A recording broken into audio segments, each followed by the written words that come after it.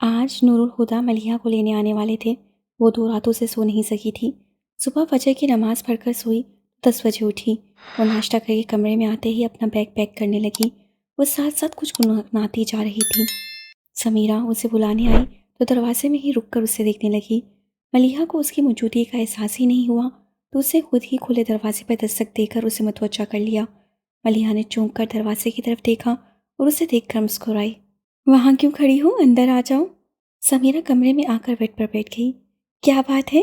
جب آئیں تو الجھی ہوئی سی تھی، اب جا رہی ہو تو بہت خوش نظر آ رہی ہو۔ ہاں خوش تو ہوں، وہ اٹلائی، پھر بولی تم میری چھوڑو اپنی سناؤ، شادی کے بعد تو اور بھی نکھر گئی ہو۔ لائٹ پرپل کلر کی ہلکی سی کڑھائی والے کپڑوں میں ملبوس مہندی لگے ہاتھوں کی کلائیوں میں بھر بھر کر چوڑیاں پہنے، ہلکی سی جولری میں دھلناپے کر روپ لیے۔ سمیرہ کو دیکھ کر اس سے کہا۔ جواباً سمیرہ نے اسے گہری نظروں سے دیکھا۔ میرا نکھار تو شادی کی وجہ سے ہے، مگر تم کیوں کھلی جا رہی ہو؟ سمیرہ نے کچھ فاصلے پر بیٹھی کپڑے طے کرتی ملیحہ کی تھوڑی کے نیچے ہاتھ رکھ کر اس کا چہرہ اوپر اٹھایا، جس کے گالوں کی سرخیاں اور بھی گلابی ہو رہی تھیں۔ ملیحہ نے اس کے ہاتھ اپنے ہاتھ میں لے کر جب سے کہا، محبت سے۔ کیا؟ سمیرہ اچھل ہی تو پڑی۔ ملیحہ نے کھلکھلا کر ہنستے ہوئے کہا، ہاں، اگر محبت ہونے سے پہلے مجھے پتہ چل جاتا کہ محبت اتنا خوبصورت احساس ہے تو کبھی پہرو محبت ہو جانے کے خیال سے خوفزدہ نہ رہتی، مگر اظہار تو اب بھی مشکل ہی لگتا ہے۔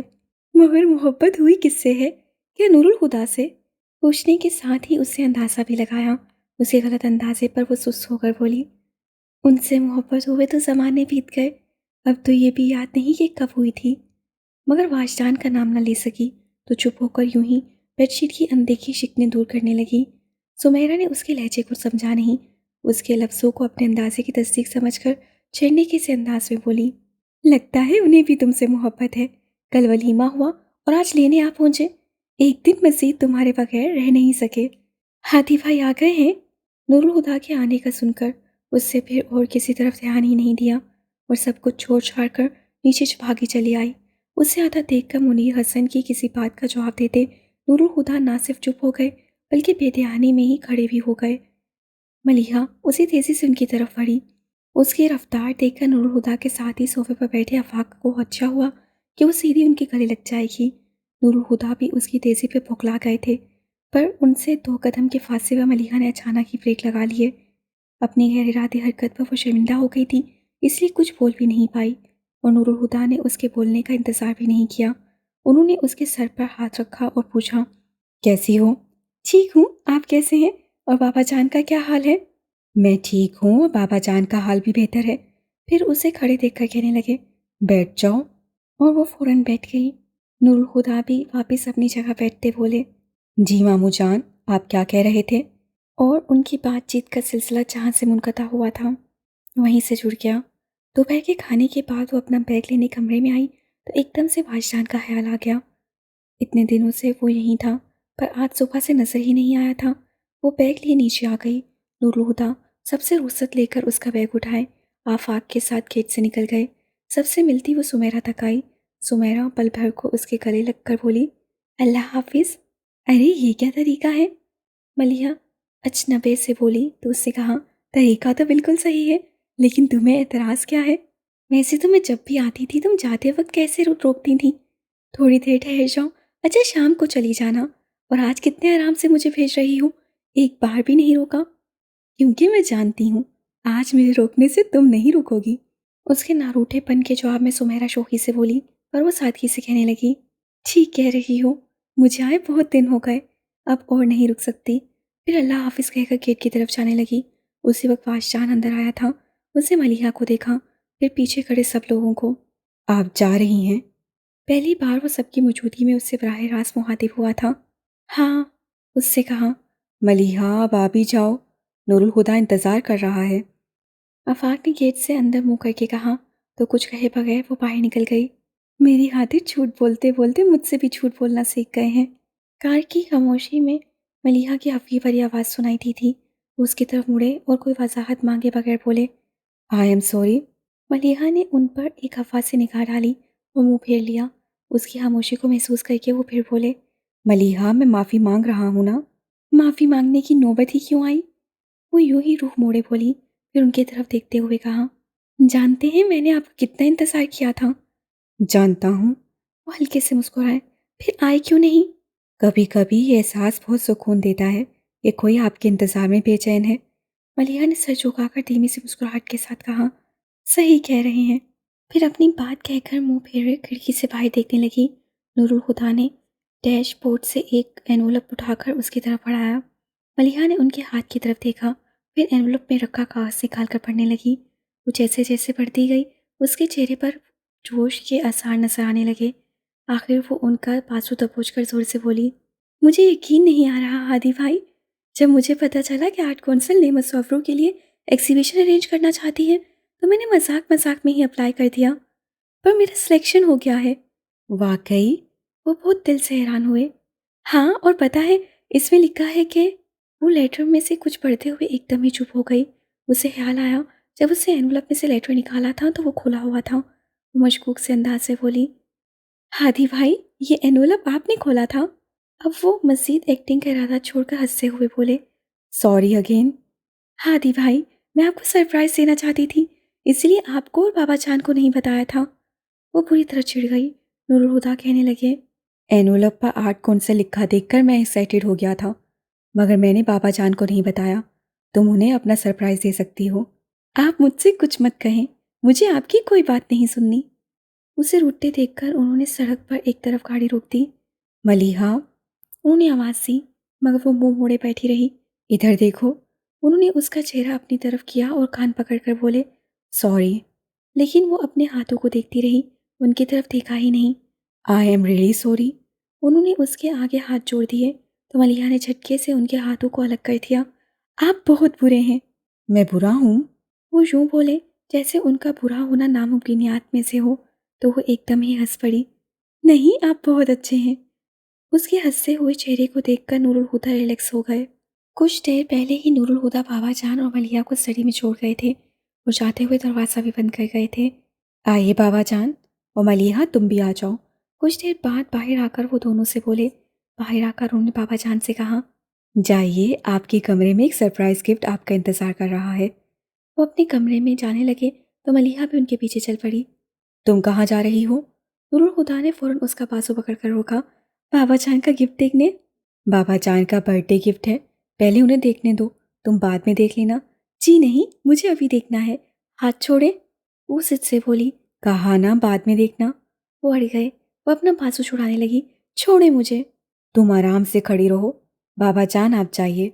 उसे खामोश कराकर वो आखिर में बाबा जान से बोले, जो उनके झगड़े की वजह से रुक गए थे। दरवाज़ा खोलकर कमरे में गए और मलिका ने शोर मचा दिया, मुझे भी देखना है। हाथ छोड़े हादी भाई, बर्थडे तो याद नहीं रहा, अब बड़े आए हैं बर्थडे गिफ्ट देने वाले। बोलने के साथ ही वो दूसरे हाथ से उनकी गिफ्ट ढीली करने की कोशिश करती रही, मगर उन्होंने उसका बाजू नहीं छोड़ा। उसे अचानक ही उनके हाथ में दांत काट दिए। नूरुल हुदा ने तड़प कर अपने हाथ को झटका, मगर उसके हाथ पर गिरफ्त मजबूत ही रखी। जंगली बिल्ली कहकर हिसाब भी बराबर कर दिया। खुद ही होंगे जंगली बिल्ली, बल्कि बिल्ले। सख्त बुरा बनाया गया था। आखिर नूरुल हुदा ने उसका बाजू छोड़ दिया। जाओ। वो भागती बाबा जान के कमरे में घुस गई, पर खुद से ही ठड़क कर रुक गई। ये, उसने हाथ से आतिशान पर लगी अपनी बड़ी सी फ्रेमशुदा तस्वीर की तरफ इशारा किया तो उसके पीछे आते नूरुल हुदा बोले, यही तो है बाबा जान का बर्थडे गिफ्ट। पर ये तो मेरी तस्वीर है। वो अब भी हैरान थी। हाँ, और मुझे बाबा जान के लिए इससे बेहतर कोई तोहफा मिला ही नहीं। इसके मुकाबले पर मैं और कोई तोहफा कबूल भी ना करता। बाबा जान नूरुल हुदा से कहते मलिया के पास आए और उसका चेहरा दोनों हाथों में भरकर बोले, इस तोहफे को पाने के लिए मैंने 7 साल रातों को जाग कर दुआएं मांगी हैं। और उसकी पेशानी चूम ली। फिर वो फौरन ही इस जज्बाती कैफियत से बाहर भी आ गए। मैं लॉन में जा रहा हूँ, चाहे वहीं ले आओ। वो तो चले गए, मगर मलिया अब भी उसी कैफियत में थी। उससे याद करना चाहा, आखिरी बार कब बाबा जान ने अपनी बेहासा शफकत का इजहार किया था। सवाल कुछ ज़्यादा ही मुश्किल था, जवाब ही नहीं आया। नूरुल हुदा ने उसे गुमसुम देखकर हल्के से उसके सर पर चिपित लगाई। कहाँ गुम हो? मलिया ने रूह बदलने के साथ ही अपना मूड भी बदल लिया। शोखी से बोली, मैं सोच रही हूँ हादी भाई कि मेरी तस्वीर अच्छी आई है या मैं सचमुच इतनी ही खूबसूरत हूँ। नूरुल हुदा ने एक नज़र उसे देखा और कहा, تمہاری تصویر بھی اچھی آئی ہے اور تم بھی بہت خوبصورت ہو۔ آپ بٹرنگ زیادہ ہی کر رہے ہیں، وہ نے تیکھی نظروں سے دیکھ کر بولی۔ یہ سب چھوڑو اور بتاؤ تم اپنا سرپرائز کب دے رہی ہو؟ کبھی نہیں، اس سے کہا اور کمرے سے نکل گئی۔ نور الہدیٰ بھی اس کے پیچھے باہر آئے۔ کبھی نہیں کیا مطلب ہے؟ میرا دل چاہ رہا ہے کہ بابا جان بھی ایگزیبیشن میں آئے، مگر میں جانتی ہوں وہ نہیں آئیں گے، تو پھر بتانے کا بھی کیا فائدہ؟ وہ رکی نہیں اور یوں ہی چلتے ہوئے ان سے باتیں کرتی ہوئی کچن کی طرف آ گئی۔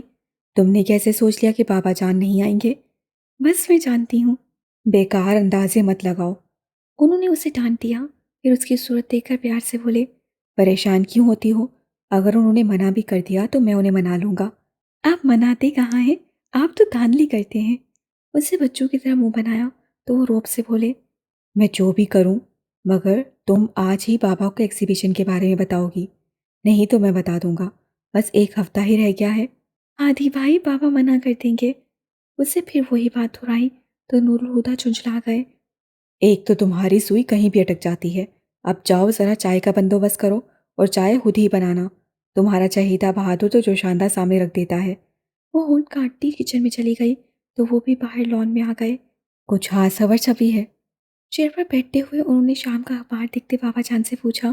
خود ہی دیکھ لو۔ انہوں نے اخبار نور الہدیٰ کی طرف بڑھایا، جسے پکڑنے کے لیے نور الہدیٰ نے ہاتھ بھی نہیں اٹھایا اور کہا، ذرا دیر میں چائے آنے والی ہے اور ملیحہ کہتی ہے کھانے پینے کے وقت اخبار نہیں پڑھنا چاہیے، بھوک ختم ہو جاتی ہے۔ بہت مانتے ہو اس کی؟ اخبار والا ہاتھ نیچے کرتے ہوئے وہ بولے تو نور الہدیٰ نے مسکرا کر سر جھکا دیا۔ تمہیں ملیحہ کیسی لگتی ہے؟ یہ سوال اس قدر اچانک تھا کہ نور الہدیٰ بھی گڑبڑا گئے اور بھوکلاہٹ میں کچھ بول ہی نہ سکے تو انہیں دیکھنے لگے۔ میں نے پہلے کبھی اس طرح نہیں سوچا تھا، مگر کچھ دن پہلے یہ خیال میرے ذہن میں آیا کہ کیوں نہ تم دونوں کی شادی کر دی جائے۔ بابا جان نے تو دھماکہ ہی کر دیا تھا۔ نور الہدیٰ تو پہلے گڑبڑائے ہوئے تھے، اب تو بالکل ہی سٹپٹا گئے۔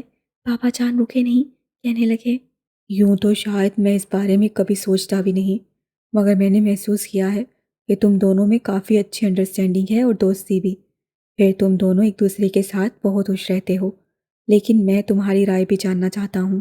نور الہدیٰ اب سنبھل چکے تھے، مگر اپنی ٹوٹو فطرت کے باوجود وہ بابا جان کے سامنے ملیحہ کے بارے میں ایسی بات کرنے سے ہچکچا گئے۔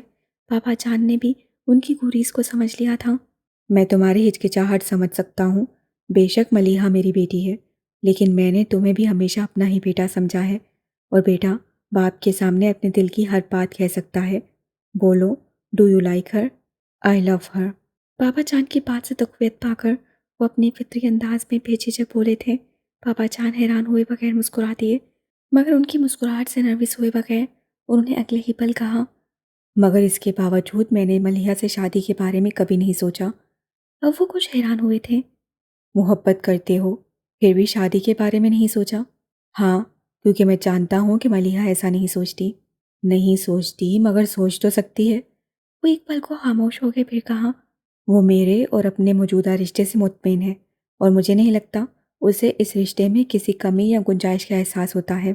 اسے احساس اس لیے نہیں ہوتا کیونکہ وہ بہت سادہ اور معصوم ہے، پھر کم عمر بھی ہے، اور اسی لیے ان باتوں کی طرف اس کا کوئی دھیان نہیں، مگر بچی بھی نہیں ہے۔ دھیان دلایا جائے گا تو گنجائش بھی نکل آئے گی۔ بابا جان چپ ہوئے تو نور الہدیٰ نے کہا، ٹھیک ہے، مگر پہلے آپ ملیحہ سے اس کی مرضی معلوم کر لیجئے، لیکن بابا جان اگر وہ انکار کر دے تو پلیز اسے مجبور مت کیجیے گا۔ بابا جان نے ان کی طرف گہری نظر ڈالی۔ وہ اگر انکار کر دے گی تو کیا تمہیں دکھ نہیں ہوگا؟ انہوں نے بابا جان کو دیکھا اور ایک بے نام مسکراہٹ ان کے چہرے پر آ گئی۔ دکھ تو ہوگا، مگر میں ملیحہ کی خوشی کی خاطر اپنا دکھ بھی سہ سکتا ہوں۔ وہ اپنی بات کہہ کر ابھی چپ ہی ہوئے تھے کہ ہاتھ کی پشت پر ایک ریشمی احساس سے انہیں جھونکایا۔ سر اٹھا کر دیکھا تو ملیحہ چائے کی ٹرے ٹیبل پر رکھ رہی تھی، اور جھکنے کی وجہ سے اس کا دوپٹہ کندھے سے پھسل کر ان کے ہاتھوں پر آ گرا تھا۔ ملیحہ اس بات سے بے خبر تھی کہ ان کے اور بابا جان کے بیچ کیا بات چل رہی تھی، مگر اس نے نور الہدیٰ کا آخری جملہ سنا تھا، اور جسے سن کر اس کے ہونٹوں پر نرم سی مسکراہٹ آ گئی تھی۔ دوپٹہ سنبھالتے ہوئے اس نے ایک کپ اٹھا کر بابا جان کی طرف بڑھایا، مگر ٹھیک اسی وقت انہوں نے ہاتھ میں پکڑا اخبار اپنے اور ملیحہ کے بیچ ڈال دیا تھا۔ یہ اپنے چہرے کے تاثرات کو چھپانے کی کلاشوری کوشش تھی۔ وہ نہیں چاہتے تھے کہ ملیحہ ان کے چہرے سے ان کی اور نور الہدا کی بات چیت کا مفہوم اخذ کر لے، مگر ان کی لاشعوری حرکت ملیحہ کو تازیانے کی طرح لگی تھی۔ تحقیر کے شدید احساس نے اس کی حساسیات ہی سلب کر لیں۔ نور الہدا کو بھی بابا جان کا یہ انداز بہت برا لگا تھا۔ بابا جان، وہ آپ کو کب پکڑا رہی ہے؟ انہوں نے بابا جان کو ملیحہ کی طرف زبردستی متوجہ کیا۔ ٹیبل پر رکھ دو بیٹا، کہہ کر پھر سے اخبار میں گم ہو گئے۔ ملیحہ نے کپ ان کے سامنے رکھا اور کرسی پر بیٹھ گئی، مگر وہ چپ سی ہو گئی تھی۔ اس کی خاموشی کو محسوس کر کے نور الہدا اس سے یہاں وہاں کی باتیں کرنے لگے۔ ان کی باتوں سے وہ واقعی بہل گئی تھی۔ پھر اسے یاد آیا جو نور الہدا نے اس سے کچن کے دروازے پر کہا تھا، مگر شاید اب خود بھول چکے تھے۔ اس نے سوچا بابا جان سے بات کرے یا نہ کرے، پھر بات کرنے کا سوچ کر وہ اپنی جگہ سے اٹھی۔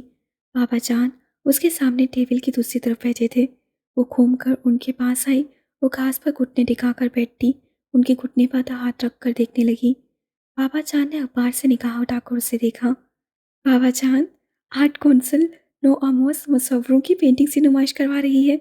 میں نے بھی اپنا نام دیا تھا اور پتہ ہے میرا سلیکشن بھی ہو گیا ہے۔ 17 دسمبر سے 3 دن کی نمائش ہے، آپ آئیں گے نا؟ جوش سے بولتے اسے آخری جملہ عاجزی سے ادا کیا تھا۔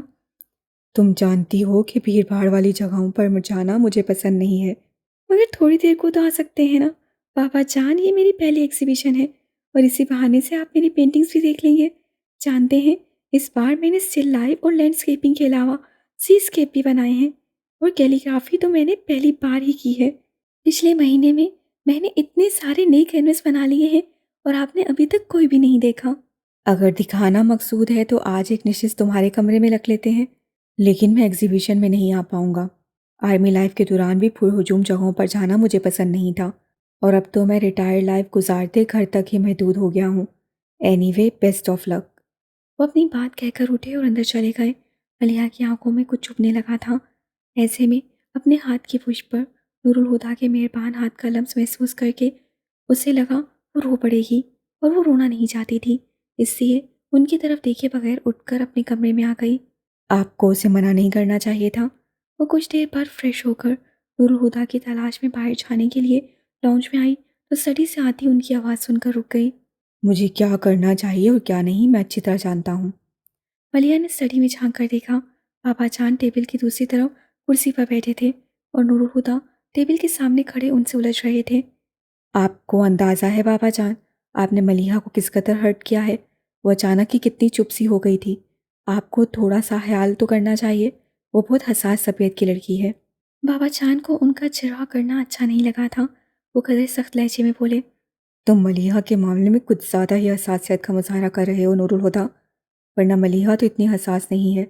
میں نے کبھی اسے جذبات کا مظاہرہ کرتے نہیں دیکھا، اور جسے تم اس کی ناراضی سمجھ رہے ہو وہ چپ دراصل اس لیے تھی کہ ملیحہ میری بات اور میرے مزاج کو اچھی طرح سمجھتی ہے، اور اسے یہ بھی پتا ہے کہ بحث مجھے پسند نہیں۔ اب تم یہاں سے جا سکتے ہو۔ وہ کسی گنجائش کے بغیر بولے تھے۔ نور الہدا باہر نکلے تو ملیحہ دروازے میں کھڑی تھی۔ وہ اس سے کچھ کہے بغیر اپنے کمرے میں جانے لگے تو ملیحہ نے پیچھے سے انہیں پکارا، ہدی بھائی، آپ دوبارہ بابا جان سے اس بارے میں بات نہیں کریں گے؟ کیوں؟ انہوں نے مڑ کر کہا تو وہ عجیب سے لہجے میں بولی، آپ نے سنا نہیں، میں بابا جان کے مزاج کو اچھی طرح سمجھتی ہوں۔ نور الہدا کے لاشعور میں کوئی اسپارک ہوا تھا۔ وہ 2 قدم اس کے قریب آ کر بولے، بابا جان تم سے بہت پیار کرتے ہیں مگر پرواہ نہیں کرتے۔ اپنے آپ ہی اس کے لہجے میں شکایت در آئی تو نور الہدا نے اسے سمجھانا چاہا، بھلا وہ تمہاری پرواہ کیوں نہیں کریں گے؟ میں نے ان سے یہ سوال کبھی نہیں پوچھا۔ اگر کبھی آپ کو موقع ملے تو میری طرف سے بابا جان سے پوچھ لیجیے گا۔ دیکھو تم، بس ہادی بھائی، اس سے ہاتھ اٹھا کر انہیں چپ کروا دیا، آپ اب اس بارے میں کوئی بات نہیں کریں گے، نہ مجھ سے اور نہ بابا جان سے۔ وہ اس کی بات کا برا بنائے بغیر اسے دیکھ کر ستائش سے بولے، زبردست بھائی، آج لگا کہ تم بابا جان کی بیٹی ہو۔ ملیحہ جانتی تھی وہ اسے ریلیکس کرنے کی کوشش کر رہے ہیں، پھر بھی ہلکے سے مسکرا دی۔ نمائش سے پہلے ایک چھوٹی سی اختتامی تقریب کا اہتمام کیا گیا تھا جس میں ملک کے نامور مصور مہمان خصوصی موجود تھے۔ وہ تقریر کر چکے تو منتظمین میں سے کوئی صاحب مائک پر آئے اور اختتامی الفاظ کے ساتھ تقریب ختم کرتے ہوئے مہمان خصوصی سے ربن کاٹ کر نمائش کے باقاعدہ آغاز کرنے کی درخواست کی۔ نور الہدا کو آرٹ سے کوئی دلچسپی نہیں تھی، پھر بھی وہ ملیحہ کے ساتھ تھے ہال میں شائقین کے علاوہ صحافیوں کی بھی بڑی تعداد موجود تھی جو مصوروں سے انٹرویو بھی لے رہے تھے۔ کچھ صحافیوں نے ملیحہ سے بھی چند سوالات کیے۔ وہ ان سے باتیں کر رہی تھی کہ نور الہدیٰ ان کے کان میں بولے، ذرا سائڈ میں آ کر بات سننا۔ وہ نسبتاً الگ تھلگ گوشے کی طرف آ گئے۔ ملیحہ بھی صحافیوں سے معذرت کرتی اس طرف آ گئی۔ کہیے ملیحہ، مجھے جانا ہوگا۔ کوئی ضرورت نہیں، اس سے فوراً ہی منع کر دیا۔ ملیحہ، سمجھنے کی کوشش کرو، فیکٹری کی کنسٹرکشن کا کام شروع ہو چکا ہے اور مجھے روزانہ 1.5-2 گھنٹے وہاں دینے ہی پڑتے ہیں۔ ملیحہ کا دل تو نہیں چاہ رہا تھا کہ نور الہدیٰ جائیں، مگر ان کی مصروفیت کا بھی اسے اندازہ تھا، اس لیے بادل نوحات سے اجازت دیتے ہوئے بولی، اچھا ٹھیک ہے، مگر 4 بجے تک آ جائیے گا، کہیں میں گھر جانے کے لیے آپ کا انتظار ہی کرتی رہ جاؤں۔ 3 بجے ہی آ جاؤں گا، وہ اجازت ملنے پر خوش ہو کر بولے، پھر سنجیدہ ہوتے ہوئے بولے، لیکن تم ناراض تو نہیں ہو؟ اسے ہنسی آ گئی۔ نہیں بابا، ناراض کیوں ہوں گی؟ کیا مجھے آپ کی مصروفیت کا علم نہیں؟ لیکن آپ میری ناراضی کے حال سے اتنا پریشان کیوں ہو جاتے ہیں؟ کس اسٹیمپ پیپر پر لکھ کر دوں کہ آپ سے کبھی ناراض نہیں ہوں گی؟ سوچ رہا ہوں لکھوا ہی لوں، کیا پتا کسی دن تم ناراض ہی ہو جاؤ۔ وہ بھی مذاق سے بولے، پھر کہا، اچھا میں چلتا ہوں، اللہ حافظ۔ ملیحہ کا سر دھپک کر چلے گئے تو ملیحہ بھی اپنی بلیک ساڑی کا پلو ٹھیک کرتی کونے سے نکل آئی۔ کیمرے کا فلیش چمکا تھا۔ اب تک کئی صحافی ملیحہ کی تصویر کھینچ چکے تھے، اس لیے اسے دھیان نہیں دیا۔ فلیش پھر چمکا، تیسری بار، چوتھی بار۔ جب 5ویں بار فلیش چمکا تو ملیحہ نے چہرے پر ہائی بال سمیٹتے ہوئے اس طرف دیکھا اور تیز روشنی سے اس کی آنکھیں چندے آ گئیں۔ روشنی کے بادل چھٹے تو ملیحہ واجدان کو اپنے سامنے دیکھ کر حیران رہ گئی۔ واجدان کیمرے کا اسٹریپ گلے میں ڈال کر اس کی طرف آ گیا۔ السلام علیکم۔ وعلیکم السلام۔ کیسی ہیں آپ؟ ٹھیک ہوں، وہ کہہ کر چپ ہو گئی تو واجدان کہنے لگا، اہلاکن تو آپ کو بھی میرا حال احوال دریافت کرنا چاہیے، پر چھوڑیے، ان رسمی باتوں میں کیا رکھا ہے؟ صحیح کہہ رہے ہیں، وہ شرمندہ ہوئے بغیر بولی۔ وہ محسوس ہو کر ہنستا اس کے پیچھے دیوار پر لگی تصویر کو دیکھنے لگا۔ ملیحہ، اس سے پہلی بار ملیحہ کو اس کے نام سے پکارا تھا۔ جی، وہ سہرست سی اس کی چوڑی پشت کو دیکھ کر بولی۔ واجدان نے پلٹ کر اس سے پوچھا، یہ تصویر آپ نے بنائی ہے؟ ملیحہ نے ایک نظر اس پینٹنگ کو دیکھا اور کہا، ہاں۔ پھر پوچھنے لگی، کیسی ہے؟ اس کے پوچھنے پر واجدان غور سے اس پینٹنگ کو دیکھنے لگا۔ پینٹنگ کیا تھی؟ لگتا تھا اس 3 فٹ لمبے اور 1.5 فٹ چوڑے فریم میں درد کی اذیت ناک کیفیت منجمد ہو کر رہ گئی تھی۔ پشت زمین پر اوپری لکیریں اس کی پیاس کی گواہ تھیں اور ایک سوکھا درخت جس کی خوب پھیلی بنجر شاخوں پر کوئی خوش پتا تک نہیں تھا، مردہ زمین کے سینے پر یوں کھڑا تھا جیسے خود اپنے ہی حال پر نوحہ کے نہ ہو۔ دور تک پھیلا نیلا آسمان ایک دم صاف تھا جس پر سورج پیلے رنگ کے تال کی مانند دمک رہا تھا۔ تا حد نگاہ پھیلی اس منظر کی ویرانی کو اور بھی گہرا کر رہا تھا۔ وہ ایک لوتا سی روح جو اس سوکھے درخت کی چھاؤں میں بیٹھا تھا، اس کے سادہ کپڑوں پر مسافتوں کی گرد جمی تھی، سر کے بال لمبے اور گردآلودہ، بے ترتیب داڑھی جھاڑ کی مانند لگ رہی تھی۔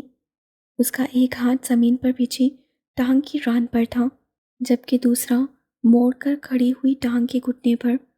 سر پیچھے تنے سے ٹکا کر آنکھیں بند کیے وہ تپتی زمین پر اتنے سکون سے بیٹھا تھا جیسے صدیوں سے اسی حال میں ہو اور صدیوں اسی عالم میں گزار دے گا۔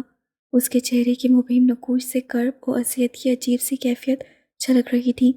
ایک گہرا سانس بھر کر واجدان نے خود کو نامعلوم کیفیت سے آزاد کرتے ہوئے تصویر کا کیپشن پڑھا، عشق آتش۔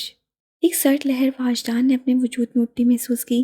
عشق کا یہ چہرہ اس کے لاشعور کو خوفزدہ کر گیا تھا۔ پینٹنگ تو اچھی ہے، لیکن آپ نے عشق کو اتنے دردناک انداز میں کیوں پینٹ کیا ہے؟ اس سے آخر پوچھ ہی لیا، پتہ نہیں کیوں، لیکن اس پینٹنگ کو دیکھ کر واجدان کے دل اور دماغ لرز گئے تھے۔ عشق اول و آخر درد ہے۔ درد ہی کیوں؟ ملیحہ کے جواب پر واجدان نے کہا، کسی کو چاہنے کا احساس زندگی کو روشنی سے بھر دیتا ہے، جس کے ہر رنگ میں نئی امید چھپی رہتی ہے، اور جہاں امید ہو وہاں درد کا کیا کام؟ ملیحہ اسے دیکھ رہی تھی۔ وہ چپ ہوا تو نرم سی مسکراہٹ کے ساتھ کہنے لگی، وہ محبت ہے واجدان، جس کی روشنی سے امید کے رنگ پھوٹتے ہیں۔ عشق محبت کی انتہا ہے جس کی جستجو ہر کوئی نہیں کر سکتا۔ یہ وہ آگ ہے جو ہر بھٹی میں سلگائی نہیں جاتی۔ عشق حاصل نہیں، لا حاصل کا جنون ہے، خواہش ناتمام ہے۔ عشق کا جنم ہی جدائی کی کھوک سے ہوتا ہے۔ وہ بھلا جدائی راحت دے سکتی ہے؟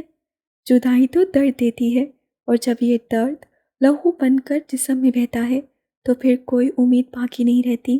عشق وہ آگ ہے جو جلائے تو راکھ نہیں کرتا، فنا کر دیتا ہے۔ واجدان اس کی آواز میں کہیں کھو سا گیا تھا۔ اس کے لہجے میں آئی تپش کو محسوس کر کے چونکا۔ آپ ٹھیک تو ہیں؟ ملیحہ نے اسے دیکھا اور روح پھیر لیا۔ میں نے کبھی آپ کو ڈسٹرب کرنا نہیں چاہا۔ کچھ دیر بعد ملیحہ نے اس کی تھکی تھکی سی آواز سنی تو اس کی طرف دیکھا۔ وہ سر کو جھکائے دھیمے سے بول رہا تھا، اور لگتا ہے اب میں آپ کو ڈسٹرب کرنے لگا ہوں۔ اگر ایسا ہے تو بس ایک بار کہہ دیں، میں دوبارہ کبھی آپ کے سامنے آنے کی جرات نہیں کروں گا۔ پھر وہ ذرا سا ہنسا۔ میں نے یوں بھی آپ سے ملنے کے لیے کبھی کوئی شوری کوشش نہیں کی۔ میں نے سوچا بھی نہیں تھا کہ آپ آفاق کی کزن ہو سکتی ہیں، اور آج بھی آفاق اور ساجد زبردستی مجھے ساتھ لے آئے تھے، اور آپ کو دیکھنے سے پہلے مجھے گمان بھی نہیں تھا کہ آپ مجھے یہاں مل جائیں گی۔ آفاق بھائی یہاں؟ حیران ہو کر اس نے اپنے آس پاس دیکھا، مگر فوراً ہی واجدان کی آواز پر اس کی طرف متوجہ ہو گئی۔ مگر آپ کا انتظار میں نے ہر روز کیا، وہیں لائبریری کی سیڑھیوں پر۔ میں ہر صبح دعا کرتا کہ آج یہ انتظار ختم ہو جائے، اور ہر شام سوچتا کہ آپ کا انتظار زندگی کی آخری سانس تک کروں گا۔ لیکن اگر آپ کو گوارا نہیں تو وعدہ کرتا ہوں کبھی ان راستوں پر پاؤں نہیں رکھوں گا جن پر آپ کو گزرنا ہوگا، اور سریرا ملاقات بھی ہوئی تو آپ کا راستہ نہیں روکوں گا۔ وہ منتظر نظروں سے اسے دیکھنے لگا۔ ملیحہ نے نگاہ چرا کر رخ بھی موڑ لیا۔ واجدان کو اچانک ہی شدید تھکن کا احساس ہوا۔ وہ بوجھل سے انداز میں پلٹا اور جانے لگا۔ آپ ایک بار اور لائبریری جا سکتے ہیں؟ واجدان ٹھٹک کر رکا اور پھر ایڑی کے بل گھوم گیا۔ وہ اب بھی رخ موڑے فرش پہ لگے ٹائلوں کو دیکھ رہی تھی۔ واجدان کو اپنی سماعتوں پر شبہ سا ہوا۔ کیا کہا آپ نے؟ ملیحہ نے اسے دیکھا اور زیر لب مسکراہٹ کے ساتھ بولی، کل صبح 10 بجے، اور وہ نہال ہو گیا۔ میں سارا دن آپ کا انتظار کروں گا، آپ کو جب وقت ملے آ جائیے گا۔ اس کی آنکھوں سے چھلکتے والہانہ پن سے سٹپٹا کر ملیحہ نے چہرہ موڑتے کونسل کے ملازمین کی یونیفارم پہنے ایک شخص کو اشارے سے پاس بلا کر پینٹنگ اتارنے کو کہا۔ پھر اس سے پینٹنگ لے کر ملیحہ نے واجدان کی طرف بڑھائی۔ یہ لیجیے، میری طرف سے تحفہ ہے۔ عشق آتش؟ ملیحہ کے ہاتھ سے پینٹنگ پکڑتے واجدان نے معنی خیزی سے کہا تو خیال سے سرخ ہوتی اس کے سامنے سے ہٹ گئی۔ 4 بجے وہ نور الہدیٰ کے ساتھ قصے فاروقی کے لاؤنج میں داخل ہوئی تو بابا جان کے ساتھ ملک ناصر پہلے سے موجود تھے۔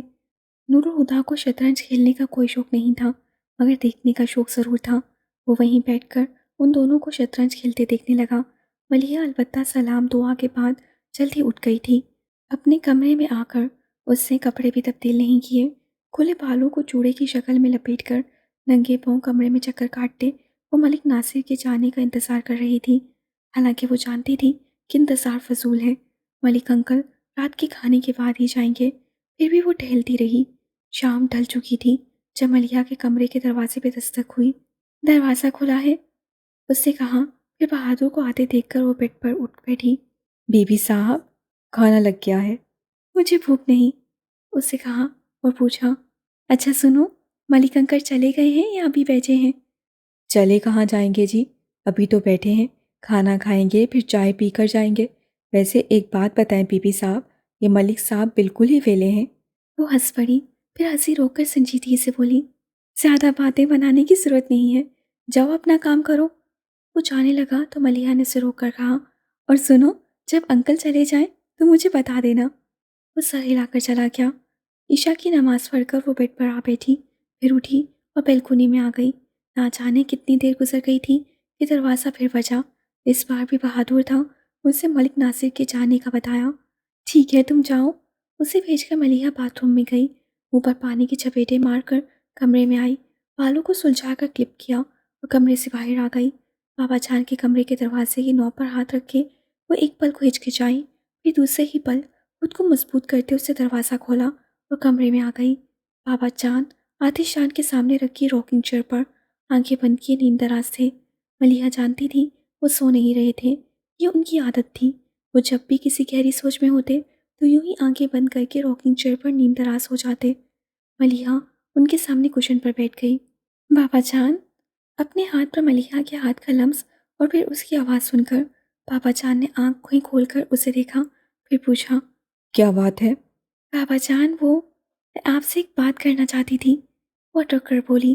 بابا جان نے خوشگواریت سے کہا، کمال ہے، میں بھی کچھ دنوں سے ایک بات تم سے کرنا چاہ رہا ہوں، پر سمجھ نہیں آتا کیسے کہوں۔ ایسی کیا بات ہے؟ اس نے پوچھا۔ نہیں، بابا جان بولے، بات کرنے کی ہمت پہلے تم نے کی ہے، اسی پہلے تم بتاؤ کیا کہنا چاہتی ہو۔ وہ سوچ کر آئی تھی ہر حال میں ان سے بات کر کے رہے گی، پر اب گڑبڑا گئی۔ وہ بابا جان، میں اتنا بول کر ہی وہ ہانپنے لگی تو بابا جان نے اپنے ہاتھ پر رکھا اس کا ہاتھ تھام کر غصہ دینے کے سے انداز میں کہا، بولو ملیحہ، کیا بات ہے؟ بابا جان، میں آپ کو کسی سے ملوانا چاہتی ہوں۔ آخر اس نے کہہ ہی دیا۔ کس سے؟ وہ حیرت سے بولے۔ توقف کے بعد اس نے کہا، واجدان مصطفیٰ سے۔ بولنے کے ساتھ ہی اس نے اپنے جھکے ہوئے سر کو کچھ اور جھکا لیا۔ بابا جان کی پیشانی پر سلوٹیں ابھر آئی تھیں۔ یہ واجدان مصطفیٰ کون ہے اور تم اسے کیسے جانتی ہو؟ میں اسے لائبریری میں ملی تھی۔ ملیحہ کی جھکی پلکیں، رکا رکا انداز۔ بابا جان نے بہت کچھ اخذ کر لیا تھا۔ غیر محسوس انداز میں ملیحہ کا ہاتھ چھوڑتے ہوئے وہ پتھریلے لہجے میں بولے، مجھے اس سے کیوں ملوانا چاہتی ہو؟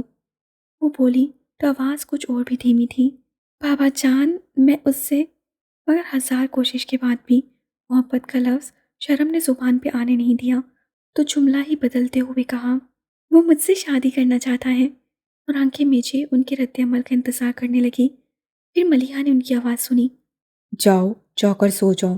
ملیحہ نے آنکھیں کھولی اور سر اٹھا کر انہیں دیکھا اور خواہش کی کاش کبھی نہ دیکھا ہوتا۔ ان کا چہرہ کسی چٹان کی طرح سخت اور بے جان تھا، لیکن آنکھیں آگ اگل رہی تھیں۔ بے دم سے پکار کی صورت اس کی زبان سے نکلا، بابا جان۔ جاؤ۔ وہ کٹھور پن سے بولے۔ ملیحہ تڑپ اٹھی، بابا جان میری بات تو سنیں۔ اسے بابا جان کا ہاتھ تھام کر کچھ کہنا چاہا، پر بابا جان بے دردی سے اس کا ہاتھ جھٹک کر کاٹدار آواز میں بولے، میں ایک لفظ اور سننا نہیں چاہتا، نہ تمہاری صورت دیکھنا چاہتا ہوں، چلی جاؤ یہاں سے۔ ملیحہ کو لگا کسی نے اس کے جسم کو دو حصوں میں تقسیم کر دیا ہو۔ وہ درد سے بلبلا اٹھی، بابا جان آپ ایک بار اس سے مل تو لیں، وہ بہت اچھا ہے۔ ملیحہ، ہٹ جاؤ میرے سامنے سے۔ ملیحہ نے زندگی میں پہلی بار ان کی پرجلال آواز کی گونج سنی تھی۔ وہ جھٹکے سے اسے ہٹا کر کھڑے ہوئے۔ ملیحہ ان کے پاؤں پکڑ کر رو پڑی، ایسا مت کرے بابا جان، مجھ میں اتنی طاقت نہیں کہ اسے بھول جاؤں۔ ملیحہ کو لگ رہا تھا آتش دان میں جلتی آگ نے اس کے بدن میں راستہ بنا لیا ہے اور اب اس کا اندر سوکھی لکڑی کی طرح چل رہا ہے۔ وہ دونوں ہاتھ پشت پر باندھے شان سے سر اٹھائے کھڑے تھے۔ ان کے چہرے پر پڑتے شعلوں کے عکس نے انہیں چٹان جیسی سختی دے رکھی تھی، اور ان کے پیر پکڑ کر ان کی گھٹنوں سے پیشانی ٹکا کے روتی ملیحہ خاک ہوتی جا رہی تھی۔ تو مجھے بھول جاؤ۔ وہ کتنے آرام سے کہہ رہے تھے۔ ملیحہ رونا بھول گئی۔ اسے سر اٹھا کر ان کی طرف دیکھا اور سرگوشی جیسی آواز سے فریاد کی، میں مر جاؤں گی بابا جان۔ مر جاؤ گی تو تمہیں کندھوں پر اٹھا کر اپنے ہاتھوں سے دفناؤں گا، لیکن اگر نافرمانی کرو گی تو مرتے دم تک تمہاری صورت نہیں دیکھوں گا۔ اس کے رحم کی آخری اپیل بھی بے رحمی سے مسرت ہو گئی۔ ملیحہ کو اچانک ہی لگنے لگا کہ ہوا میں آکسیجن ختم ہو گئی ہے۔ آخر وہ اپنے نیم جان وجود کو سنبھالتے ہوئے اٹھی اور شکستہ قدموں سے اپنے کمرے میں آ گئی۔ دروازے کو اپنے پیچھے بند کرتے وہ وہیں دروازے کے پاس گر سی گئی۔ اس کی آنکھوں سے آنسو ایک تو آتر سے ٹوٹ ٹوٹ کر گر رہے تھے، مگر وہ بے نیازی سے لب بھینچے ساکت بیٹھی تھی۔ رات گزر چکی تھی اور فجر کی اذان کی آواز سنائی دینے لگی۔ ملیحہ سیدھی ہو کر بیٹھی، اتنے غور سے اذان کے الفاظ سننے لگی جیسے پہلی بار سن رہی ہو۔ ایک عدالت ایسی ہے جہاں سے میری رحم کی اپیل مسترد نہیں کی جائے گی۔ ایک امید نے اس کے مردہ جسم میں جان ڈال دی تھی۔ اٹھی مگر لڑکھڑا گئی۔ ساری رات ایک ہی زاویے سے بیٹھے اس کا جسم اکڑ گیا تھا۔ وہ پھر اٹھی، اس بار اسے قدموں نے بھی اس کا ساتھ دیا۔ وضو کر کے وہ جائے نماز پر کھڑی ہو گئی۔ نماز تو ہر روز 5 بار پڑھا کرتی تھی، مگر اتنے خشوع و خضوع کے ساتھ پہلی دفعہ پڑھ رہی تھی۔ وہ فرضوں کی دوسری رکعت میں تھی کہ دستک کے بعد کوئی دروازہ کھول کر کمرے میں آ گیا۔ نماز ختم کرتے ہوئے ملیحہ نے دائیں جانب سلام پھیر کر بائیں طرف گردن کو موڑ کر سلام پھیرا تو نظر स्याह पट्टियों वाली चप्पल में मुकीद सुर्ख और सफ़ेद पैरों पर रुक गई। आज से 3 दिन बाद यानी जुम्मे के रोज़ तुम्हारा नूरुल हुदा के साथ निकाह है। तुम्हें जो भी तैयारी करनी हो आज और कल में मुकम्मल कर लेना। ज़्यादा बड़ा फंक्शन नहीं है, तुम्हारे ननिहाल वाले होंगे और मेरे कुछ दोस्त, शायद कुछ मेहमान नूरुल हुदा के भी हों। तुम जिनको बुलाना चाहते हो उनके नामों की फहरिस्त बनाकर मेरे कमरे में ले आओ। रात आजमाइश और सुबह सजा लेकर आई है, उसने सोचा और दुआ के लिए हाथ उठाए तो एक आंसू उसके गाल पे बह गया। बाबा जान एक नज़र उसकी खामोशी को देखकर कमरे से बाहर आ गए, फिर सीढ़ियाँ उतरकर हॉल के दरवाजे से बाहर लॉन में निकल आए। नूरुल हुदा अपनी रूटीन के मुताबिक ट्रैक सूट पहने एक्सरसाइज के लिए लॉन में आए तो बाबा जान को उस वक्त वहाँ देखकर हैरान से उनके पास आ गए। क्या बात है बाबा जान, आज सुबह सुबह लॉन में नजर आ रहे हैं। क्या आर्मी लाइफ का शेड्यूल दोबारा से शुरू करने का इरादा है? वो शिली से मजाक करते हुए बोले, मगर बाबा जान के चेहरे पर खुद ही संजीदगी में कोई कमी नहीं आई। मैं तुमसे कुछ बात करना चाहता हूँ नूरुल हुदा, बल्कि यूँ समझो मैं एक फ़ैसला कर चुका हूँ और तुम्हें उसकी इत्तला दे रहा हूँ। कहिए बाबा जान। मैंने तुम्हारी और मलिया की शादी तय कर दी है। नूरुल हुदा आखिर इंसान ही तो थे जिनके सीने में दिल भी था और उस दिल में जज्बात भी। मलिहा की बेतकल्फ़ी और बेहादगी के बावजूद कभी किसी गलतफहमी का शिकार नहीं हुए थे। उन्हें मालूम था वो मलिहा के लिए कभी भी खास नहीं बन सके, मगर मलिहा तो उनके लिए खास थी। ये सच था कि उन्होंने मलिहा को पाने की ख्वाहिश कभी नहीं की थी, लेकिन वो बिन मांगे उन्हें मिल रही थी, वो खुश कैसे ना होते। मगर बाबा जान के सामने खुशी का इजहार नहीं कर सके। लेकिन जब उन्होंने कहा, जुमे की शाम तुम दोनों का निकाह कर दिया जाएगा और हफ्ते को वलीमा। इसके बाद मैं चाहता हूँ तुम दोनों कुछ दिनों के लिए लंदन चले जाओ, वहाँ घूम फिर आना। तो वो हैरान हुए बगैर न रह सके। जुम्मे को? यानी सिर्फ 3 दिन बाद? बाबा जान इतनी जल्दी करने की क्या ज़रूरत है? बहुत ज़रूरत की नहीं, मेरे फैसले की है। वो अपने महसूस अंदाज से बोले। और मैं अपनी औलाद से इस बात की तवक्का करता हूँ कि वो मेरे फैसलों को मानेगी। फिर कुछ नर्म पड़ते हुए कहा, सीधी सी बात है नूरुल हुदा, लड़का और लड़की घर में ही हैं और कल में किसी भी वक्त पढ़वाए जा सकते हैं, तो फिर इंतज़ार किस लिए? आप मलिहा की मर्ज़ी मालूम कर चुके हैं? उन्होंने तसबस से पूछा। मैं अभी उसी के पास से आ रहा हूँ। ये मुबहिम जुमला उनके लिए जिंदगी का वासिया पैगाम था। वो बेख्तियार बाबा जान के गले लग गए। बिना मांगे ही ज़िंदगी ने आज वो दिया है कि सारी उम्र शुक्र में गुजरेगी। बोलने के बाद उन्हें ध्यान आया कि किससे क्या बोल गए हैं। उनसे अलग होकर वो हजलत से सर खुजाने लगे तो बाबा जान एक मुस्कुराती निगाह उन पर डालकर आगे बढ़ गए। उन्होंने बाबा जान को जाते हुए देखा और एक गहरी मुस्कुराहट उनके चेहरे पर फैल गई। इंसान बहुत जल्दबाज है, कभी तो समंदर की बेरहम मौजों का मुकाबला करते अचानक किनारा नज़र में आ जाए तो उसे नज़र का धोखा समझकर खुद को लहरों के हवाले कर देता है और ये तहकीक भी नहीं करता कि वो जहाँ डूबा वहाँ साहिल था। और कभी सहरा में चमकती रेत को पानी समझकर झुलसी रेत में दौड़ता चला जाता है, ये सोचे बगैर कि आप लापाई का ये सफ़र तशनगी को बढ़ा तो ना देगा। मगर हर गलती नज़रअंदाज नहीं की जाती, कुछ गलतियों पर सज़ा भुगतनी पड़ती है। नूरुल हुदा को भी इस एक मुस्कुराहट का खुमियाजा तमाम उम्र अदा करना था। 8 बजे ही मलिहा ने सुमेरा को फ़ोन कर दिया और छूटते ही कहा, तुम अभी और इसी वक्त यहाँ आ जाओ। खैरियत तो है? क्या हुआ? वो हैरान थी। मलिहा झुंझला गई। सवाल मत करो, बस फ़ौरन घर आ जाओ। मगर मलिहा कुछ बताओ तो सही, बताने के लिए ही तो बुला रही हूँ। उसकी आवाज़ में नमी महसूस करके सुमेरा परेशान हो गई थी, मगर खुद को काबू में रखते हुए कहा, अच्छा ठीक है मैं आ रही हूँ, तुम परेशान मत होना। 15 मिनट बाद ही सुमेरा मलिहा के कमरे में थी और मलिहा की जुबान से सब हाल सुनकर वो वाकई भुखला गई। तुमने तो कहा था तुम नूरुल हुदा से मोहब्बत करती हो, तो ये वाजदान बीच में कहाँ से आ गया? वो आजिज़ से बोली, वो तो मैं अब भी कहूँगी कि मुझे हादी भाई से मोहब्बत है, मगर अपनी ज़िंदगी में सिर्फ वाजदान के साथ गुजारना चाहती हूँ। सुमेरा ने सर पकड़ लिया। अपने बाबा जान को तुम मुझसे बेहतर जानती हो, उनकी जिद मसाली है, वो अपना फैसला बदल लेंगे ऐसा तो सोचना भी फजूल है। वो किसी के समझाने से समझने वाले नहीं, लेकिन अल्लाह के वास्ते तुम तो कुछ समझदारी से काम लो।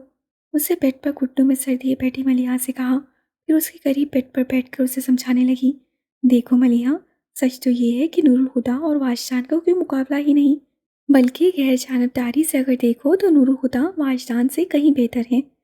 हॉवर्ड यूनिवर्सिटी से एमबीए किया है, کس قدر زمین جائیداد کے مالک ہیں، شاید انہیں بھی ٹھیک سے اندازہ نہ ہو۔ اور کیا غضب کی پرسنالٹی ہے، میں نے ایسا خوبصورت مرد اپنی زندگی میں کوئی اور نہیں دیکھا۔ پھر وہ کوئی انجان تو نہیں ہے؟ 2.5-3 مہینے سے تم دونوں ایک ساتھ ایک چھت کے نیچے رہ رہے ہو، ان کی ہر اچھی بری عادت سے تم واقف ہو، اور رخصت ہو کر بھی تمہیں کہیں اور نہیں جانا، شادی کے بعد بھی تم اپنے اسی گھر میں رہو گی۔ سب سے بڑھ کر یہ کہ نور الہدا کو تمہاری بہت پرواہ ہے، میں نے خود دیکھا تھا شادی کے بعد جب وہ تمہیں لینے آئے تھے تو اس طرح تمہارا خیال کر رہے تھے جیسے تم کانچ کی گڑیا ہو۔ اور واجدان کیا ہے؟ صرف LLB ہی تو کیا ہے، ابھی تو اسے اپنا کریئر بنانا ہے، اسٹیٹس اچھا ہے، مگر نور الہدا کی طرح کروڑوں کا مالک تو وہ نہیں۔ پرسنالٹی ٹھیک ٹھاک ہی ہے مگر نور الہدا کی طرح ڈیشنگ نہیں۔ واجدان کہیں بھی نور الہدا کے سامنے نہیں ٹکتا، اس میں ہے ہی کیا جو نور الہدا کے سامنے ٹک پائے؟ ملیحہ نے سمیرہ کو دیکھا اور تھکی تھکی سی آواز میں کہا، اس میں کیا ہے سمیرہ؟ مجھے نہیں معلوم، مگر جس پل وہ میرے ساتھ ہوتا ہے لگتا ہے یہی زندگی ہے۔ اس کے لہجے میں کوئی تو بات ایسی تھی، سمیرہ نے گھبرا کر اس کا چہرہ اپنے ہاتھوں میں پڑ لیا۔ ملیحہ، یہ بس کچھ دن کی تکلیف ہے، صبر سے جھیل لو، پھر دیکھنا نور الہدا کبھی تمہیں تکلیف نہیں ہونے دیں گے، وہ تمہیں خوش رکھیں گے۔ وہ عاجزی سے بولی تھی، میں جانتی ہوں سمیرہ وہ مجھے خوش رکھیں گے، بھلا یہ کیسے ہو سکتا ہے کہ میں ہادی بھائی کے ساتھ خوش نہ رہوں مگر زندہ نہیں رہوں گی؟ ملیحہ تمہیں کیا ہو گیا ہے، کیوں تم پاگلوں جیسی باتیں کر رہی ہو؟ سمیرہ نے اسے شانوں سے پکڑ کے جھنجھوڑ دیا اور ملیحہ ایک دم ہی پھوٹ کر رو پڑی۔ سمیرہ نے اس کی آنسو پونچھتے ہوئے نرمی سے کہا، اس طرح خود کو تھکانے کا کیا فائدہ، سنبھالو خود کو، اور جو ہو رہا ہے وہ جانے دو۔ وصیت سے بولی، وہ تو جانے دو، پر جب میں خود کو اس کے بغیر سوچتی ہوں تو میرا دم گھٹتا ہے۔ ملیحہ پلیز، سمیرہ نے اسے روکنا چاہا پر وہ خوفناک لہجے میں دھیرے دھیرے بولتی ہی رہی، جانتی ہو جب وہ مجھے دیکھتا ہے تو میری روح تک اس کے اختیار میں چلی جاتی ہے، اس کی زبان سے نکلا ہر لفظ میرے دل پر وحی کی طرح اترتا ہے، میرا تو دھیان اس کی ذات سے نہیں ہٹتا، میری نظر کسی اور طرف کیسے جائے گی؟ وہ مجھ سے مانگتا تو میں انکار کر دیتی، پر اس نے مجھ سے چھین لیا ہے، میں تو خود اپنی بھی نہیں رہی، کسی اور کی کیسے ہو جاؤں؟ لیکن بابا نہیں سمجھتے، میں مر جاؤں گی سمیرہ، میں سچ مچ مر جاؤں گی۔ وہ تڑپ تڑپ کر رو دی، یوں کہ اس کے گلے سے لگا کر چپ کرواتی سمیرہ خود بھی رو پڑی تھی۔ اس نے اپنے آنسو صاف کیے، پھر اس کے چہرے سے آنسو صاف کرتے ہوئے بولی، ٹھیک ہے۔ وہ بیڈ سے اٹھی اور ملیحہ کو بھی ہاتھ پکڑ کر اپنے ساتھ اٹھاتے ہوئے بولی، اٹھو اور چلو میرے ساتھ، مجھے پتا ہے محبت کرنا اور پھر چھوڑ دینا دونوں ہی باتیں تمہارے لیے آسان نہیں، میں ابو اور چاچو کو سب بتا دیتی ہوں، ابو تو یوں بھی واجدان کو بیٹا مانتے ہیں، وہ ضرور پھوپھا جان کو منا لیں گے، اور بالفرض نہیں بھی منا سکے تو بھی تم پر ان کا بہت حق ہے، فریال پھوپھو کی موت سے ہمارے تمہارے رشتے تو نہیں مر جاتے نا؟ مگر وہ اپنی جگہ سے ہلی بھی نہیں تھی اور اپنا ہاتھ چھڑاتے اسے تعصب بھری نگاہ سمیرہ پر ڈال کر کہا، بابا جان نے اس لیے مجھے پال پوس کر بڑا نہیں کیا تھا کہ میں انہیں چھوڑ کر چلی جاؤں۔ پھر وہ قطعیت سے بولی، میں کہیں نہیں جاؤں گی، نہ کسی اور سے مدد مانگ کر بابا جان کو شرمندہ کروں گی، یہ باپ بیٹی کا معاملہ ہے، اگر میں خود انہیں منا سکی تو ٹھیک، ورنہ جو وہ کہیں گے وہی کروں گی، تم بس اتنا کر دو کہ بابا جان سے مجھے ساتھ لے جانے کی اجازت لے لو، میرا واجدان سے ملنا بہت ضروری ہے، مجھے لگ رہا ہے بابا جان مجھے اکیلے جانے کی اجازت نہیں دیں گے، جس طرح ایک رات میں انہوں نے میری شادی کرنے کا فیصلہ کیا ہے، اس سے تو یہی ظاہر ہوتا ہے کہ اب انہیں مجھ پر اعتبار نہیں رہا۔ وہ آخر میں آرزودا سی ہو گئی تھی۔ سمیرہ نے الجھ کر کہا، تم کیا کرنا چاہتی ہو؟ واجدان کو بابا جان کے سامنے لا کر کھڑا کرنا چاہتی ہوں، مجھے یقین ہے بابا جان اگر ایک بار بھی اس سے مل لیں گے تو میرا ہاتھ اس کے ہاتھ میں دینے پر انہیں کوئی اعتراض نہیں ہوگا، کچھ تو واجدان میں ایسا ہے کہ ایک بار جس سے مل لے اس کے دل میں اتر جاتا ہے، وہ یقین سے کہہ رہی تھی، ٹھیک ہے میں پھوپھا جان سے اجازت لے کر آتی ہوں، تب تک تم ذرا کپڑے تبدیل کر کے اپنا حلیہ ٹھیک کر لو، سمیرہ نے کہا اور پھر اٹھ کر بابا جان کے پاس آ گئی جو اس وقت سڑی میں موجود تھے، حالانکہ وہ سوچ کر آئی تھی کہ اسے ان سے کیا کہنا ہے، پھر بھی پوری طرح گھبرا رہی تھی۔ بابا جان کی شخصیت ایسی تھی کہ سامنے والا خواہ ہی نروس ہو جائے، اور سمیرہ کے پاس تو نروس ہونے کی وجہ بھی تھی۔ السلام علیکم پھوپھا جان، اسے تھوک نکل کر سلام کیا، ٹیبل کے دوسری طرف بیٹھے بابا جان نے اپنے سامنے کھلے زمینوں کے حساب کتاب کا رجسٹر بند کیا اور سمیرا کو اپنے زیرک نگاہوں کی گرفت میں لے کر بولے، وعلیکم السلام، بیٹھو بیٹا۔ سمیرا ایک کرسی پر ٹک گئی تو انہوں نے کہا، کیسی ہو اور گھر میں سب خیریت ہے؟ جی پھوپھا جان، اللہ کا شکر ہے۔ پھر انہوں نے تو اتنی صبح اس کی آمد پر کوئی سوال نہیں کیا تھا، مگر وہ خود ہی بتانے لگی، 8 بجے ملیحہ کا فون آ گیا تھا، کہنے لگی جلدی سے گھر آ جاؤ، یہاں آ کر اس کی شادی کا پتہ چلا تو میں نے سوچا آپ کو مبارکباد دے دوں۔ تمہیں بھی مبارک ہو۔ ہے مبارک، لیکن پھوپھا جان شادی کی تیاری بھی تو کرنی ہے، دن بھی تو کتنے تھوڑے ہیں۔ ملیحہ نے فون پر بتا دیا ہوتا تو میں امی اور چچی جان کو بھی ساتھ لے آتی۔ اب سوچ رہی ہوں کہ آج ہی اسے اپنے ساتھ شاپنگ پر لے جاتی ہوں، کل امی آ جائیں گی تو باقی کی شاپنگ ان کے ساتھ کر لیں گے۔ ٹھیک ہے۔ وہ اسے گہری نظروں سے کھوج رہے تھے اور سمیرا کی ہتھیلیاں تک پسینے سے بھیگ گئیں۔ تو میں ملیحہ کو اپنے ساتھ لے جاؤں؟ اس سے پوچھا۔ ہاں لے جاؤ، اور ڈرائیور کے ساتھ جانا، میں ابھی کسی سے کہہ کر گاڑی تیار کروا دیتا ہوں۔ جی پھوپھا جان۔ وہ سعادت مندی سے گردن ہلا کر اٹھی اور جانے لگی۔ سمیرا، بابا جان نے اسے آواز دی۔ جی پھوپھا جان۔ وہ ایک دم ڈر کر پلٹی۔ خریداری کے لیے پیسوں کی ضرورت پڑتی ہے بیٹا۔ انہوں نے کہا، پھر ڈراز میں سے ہزار ہزار کے نوٹوں کی 2 موٹی موٹی گٹیاں نکال کر ٹیبل پر رکھ دیں۔ سمیرا نے آگے آ کر وہ گٹیاں اٹھا لیں۔ پر خیال رہے شام 7 بجے سے پہلے تم دونوں گھر پہنچ جاؤ۔ شام کو ملیحہ اور نور الہدا کے منگنی کی تقریب ہے۔ میں نے افتخار سے فون پر بات کر لی ہے، وہ سب لوگوں کو لے کر شام میں یہاں آ جائے گا۔ سمیرا کا جی جہاں سامنے والی دیوار پر جا کر زور سے سر دے مارے، مگر سب سے مسکرا کر اللہ حافظ کہتی وہ مڑ گئی۔ اس کے جانے کے بعد بابا جان نے ریسیور اٹھایا، وہ کوئی نمبر ڈائل کرنے لگے۔ ملیحہ کے کمرے میں آ کر سمیرا نے سانس چھوڑتے ہوئے خود کو ریلیکس کیا، پھر ملیحہ کو دیکھا جس نے اس کے کہنے کے باوجود کپڑے نہیں بدلے تھے اور ابھی تک اس جارجٹ کی بلیک ساڑی میں تھی۔ بس اتنا تھا کہ اس نے اوپر سے میرون شال اوڑھ لی تھی، البتہ منہ ہاتھ دھو کر بال بنا لیے تھے۔ سمیرا نے اسے ہی غنیمت سمجھا۔ جب وہ گاڑی میں بیٹھ چکی تو سمیرا نے اسے اطلاع دی، شام کو تمہاری منگنی ہے، پھوپھا جان سب رشتہ داروں کو فون کر کے بتا چکے ہیں، مجھ سے بھی کہا ہے کہ شام 7 بجے تک تمہیں لے کر گھر آ جاؤں۔ ملیحہ نے کوئی جواب نہیں دیا، وہ کھڑکی سے باہر دیکھنے لگی۔ کار قصے فاروقی سے نکل کر مین روڈ پر آ گئی تھی۔ اس روڈ پر آگے جا کر ایک سیلی سڑک تھی، لائبریری اسی سڑک پہ واقع تھی۔ مین روڈ پر آتے ہی وہ لوگ ٹریفک جیم میں پھنس گئے۔ سمیرا نے ڈرائیور سے کہا، ذرا جا کر معلوم تو کرو ٹریفک کیوں رکا ہوا ہے۔ ڈرائیور جی اچھا کہہ کر اتر گیا۔ کچھ دیر بعد ہی وہ واپس آ گیا، اپنی سیٹ پر بیٹھ کر اس سے پلٹ کر کہا، کچھ دیر لگ جائے گی، آگے کسی موٹر سائیکل سوار کا ایکسیڈنٹ ہو گیا ہے، ایمبولینس وغیرہ تو پہنچ گئی ہیں، زخمی کو ہسپتال بھیج کر پولیس اپنا باقی کا کام نپٹا کر راستہ کھول دے گی۔ بار بار بے چینی سے پہلو بدلتی ملیحہ سمیرا سے بولی، یہ ٹریفک تو جانے کب کھلے گا؟ لائبریری کا یہاں سے زیادہ فاصلہ بھی نہیں ہے، میں پیدل نکلتی ہوں۔ ٹھیک ہے۔ سمیرا نے اختلاف نہیں کیا، پھر ملیحہ نے ڈرائیور کی طرف رخ کیا، تم سمیرا کو چھوڑ کر گھر واپس چلے جانا، میں خود ہی آ جاؤں گی۔ وہ کار سے اتر کر گاڑیوں کے بیچ میں سے گزرتی فٹ پاتھ پر آ گئی، تیز قدموں سے چلتے ہوئے کچھ آگے جا کر اسے ایک نظر سڑک پر ڈالی جہاں بہت سے لوگ بھیڑ کی شکل میں جمع تھے اور کسی شخص کو اسٹریچر پر ڈال کر ایمبولینس پہ چڑھایا جا رہا تھا۔ رش اس قدر تھا کہ ملیحہ صرف زخمی کے پیر ہی دیکھ سکی۔ لائبریری پہنچ کر ملیحہ نے اندر کا ایک چکر لگایا، پھر باہر آ گئی۔ اسے واجدان کہیں نظر نہیں آیا تھا۔ ابھی 10 بجنے میں بھی تو آدھا گھنٹہ باقی ہے، اسے خود کو تسلی دی اور وہیں سیڑھیوں پر بیٹھ کر انتظار کرنے لگی، اور اس کا انتظار ہی رہا۔ 10 بجے تک تو ملیحہ اپنے اضطراب کو دباتی رہی، لیکن 10 بجتے ہی اس کی بے چینی اپنے عروج پر پہنچ گئی۔ آپ کا انتظار میں نے ہر روز کیا ہے۔ اس وقت تو یہ سن کر ملیحہ نے کچھ محسوس نہیں کیا تھا، مگر اب سمجھ آ رہا تھا انتظار کرنا کتنا مشکل کام ہے۔ گیٹ پر نظر جمائے اس کی آنکھیں پتھرانے لگیں، جانے کتنا وقت بیت گیا تھا۔ کوئی اس سے پوچھتا تو کہہ دیتی صدیاں بیت گئی ہیں۔ گیٹ پر کھڑا واچ مین اور آتے جاتے لوگ اسے عجیب سی نظروں سے دیکھ رہے تھے۔ پھر وہ سب کچھ فراموش کیے، بس واجدان کے آنے کی دعا مانگتی رہی۔ 5 بجتے ہی وہ بے چین سے اٹھ کھڑی ہوئی۔ لائبریری کی دوسری جانب ایک جنرل اسٹور تھا۔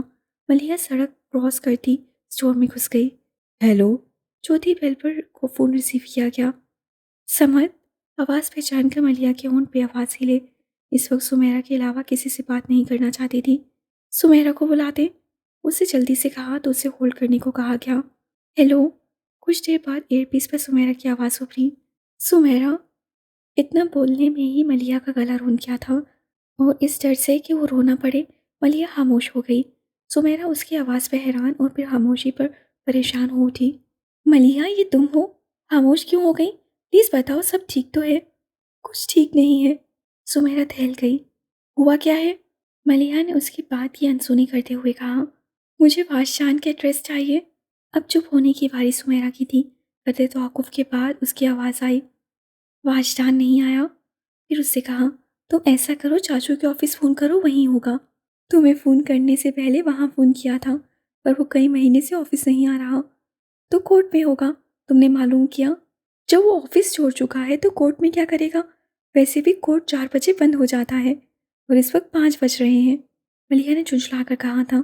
اوہ سوری۔ سمیرا کو احساس ہوا کہ اس کے سوال ملیحہ کو زج کر رہے ہیں، وہ فوراً سنبھل کر بولی، اچھا ایڈریس نوٹ کرو۔ 1 منٹ۔ ملیحہ نے اپنے بیگ سے پین اور پاکٹ سائز ڈائری نکالی اور ایڈریس نوٹ کرتے ہی فون رکھ کر دکاندار کو پیمنٹ کرتی وہ باہر آ گئی۔ سڑک کے کنارے ایک خالی ٹیکسی تھی۔ ملیحہ تیزی سے دروازہ کھول کر ٹیکسی کی پچھلی سیٹ پر بیٹھ گئی۔ مسافر کے انتظار میں اسٹیئرنگ پر سر رکھے اونگتے ڈرائیور نے گردن موڑ کر اسے دیکھا۔ بی بی کدھر جائیں گی؟ ملیحہ نے ہاتھ میں پکڑا کاغذ دیکھا اور بولی، PECHS کالونی۔ وہ یہاں تک تو آ گئی تھی، پر اب اس ڈبل سٹوری بنگلے کے گیٹ کے سامنے کھڑی سوچ رہی تھی، اگر گیٹ واشدان کے علاوہ کسی اور نے کھولا تو کیا کہہ کر اسے بلائے گی؟ جو ہوگا دیکھا جائے گا۔ ملیحہ نے سر جھٹک کر نیم پلیٹ پڑھتے ہوئے ایڈریس کی تصدیق کی، پھر بیل بجا دی۔ دوڑتے قدموں کی آواز سنائی دی، پھر گیٹ کھل گیا۔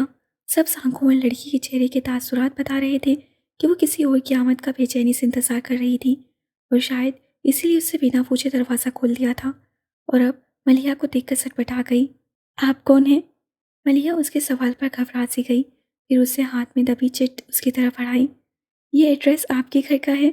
لڑکی نے چٹ لے کر ایڈریس دیکھا، پھر اسے واپس کرتے ہوئے کہا، ایڈریس تو یہی ہے، پر آپ کو کس سے ملنا ہے؟ واجدان مصطفیٰ سے۔ کیا وہ گھر پر ہیں؟ ملیحہ نے کوشش کی کہ اپنا لہجہ نارمل ہی رکھے، پر سوال ہی ایسا تھا جس پر لڑکی کا چونکنا لازم تھا۔ آپ کون ہیں اور واجدان سے کیوں ملنا چاہتی ہیں؟ میرا نام ملیحہ فاروقی ہے، پلیز آپ واجدان کو بلا دیجیے، میرا ان سے ملنا بہت ضروری ہے۔ اس لڑکی کی آنکھوں میں اچانک ایک تنفر چھلکنے لگا تھا، پھر وہ کاٹ ڈال لہجے میں بولی، واجدان گھر پر نہیں ہے، اور چھٹکے سے گیٹ بند کرنے لگی تو ملیحہ نے ہاتھ رکھ کر اسے روکتے ہوئے پوچھا، 1 منٹ، کیا آپ کو معلوم ہے وہ کہاں گئے ہیں اور کب تک آئیں گے؟ نہیں۔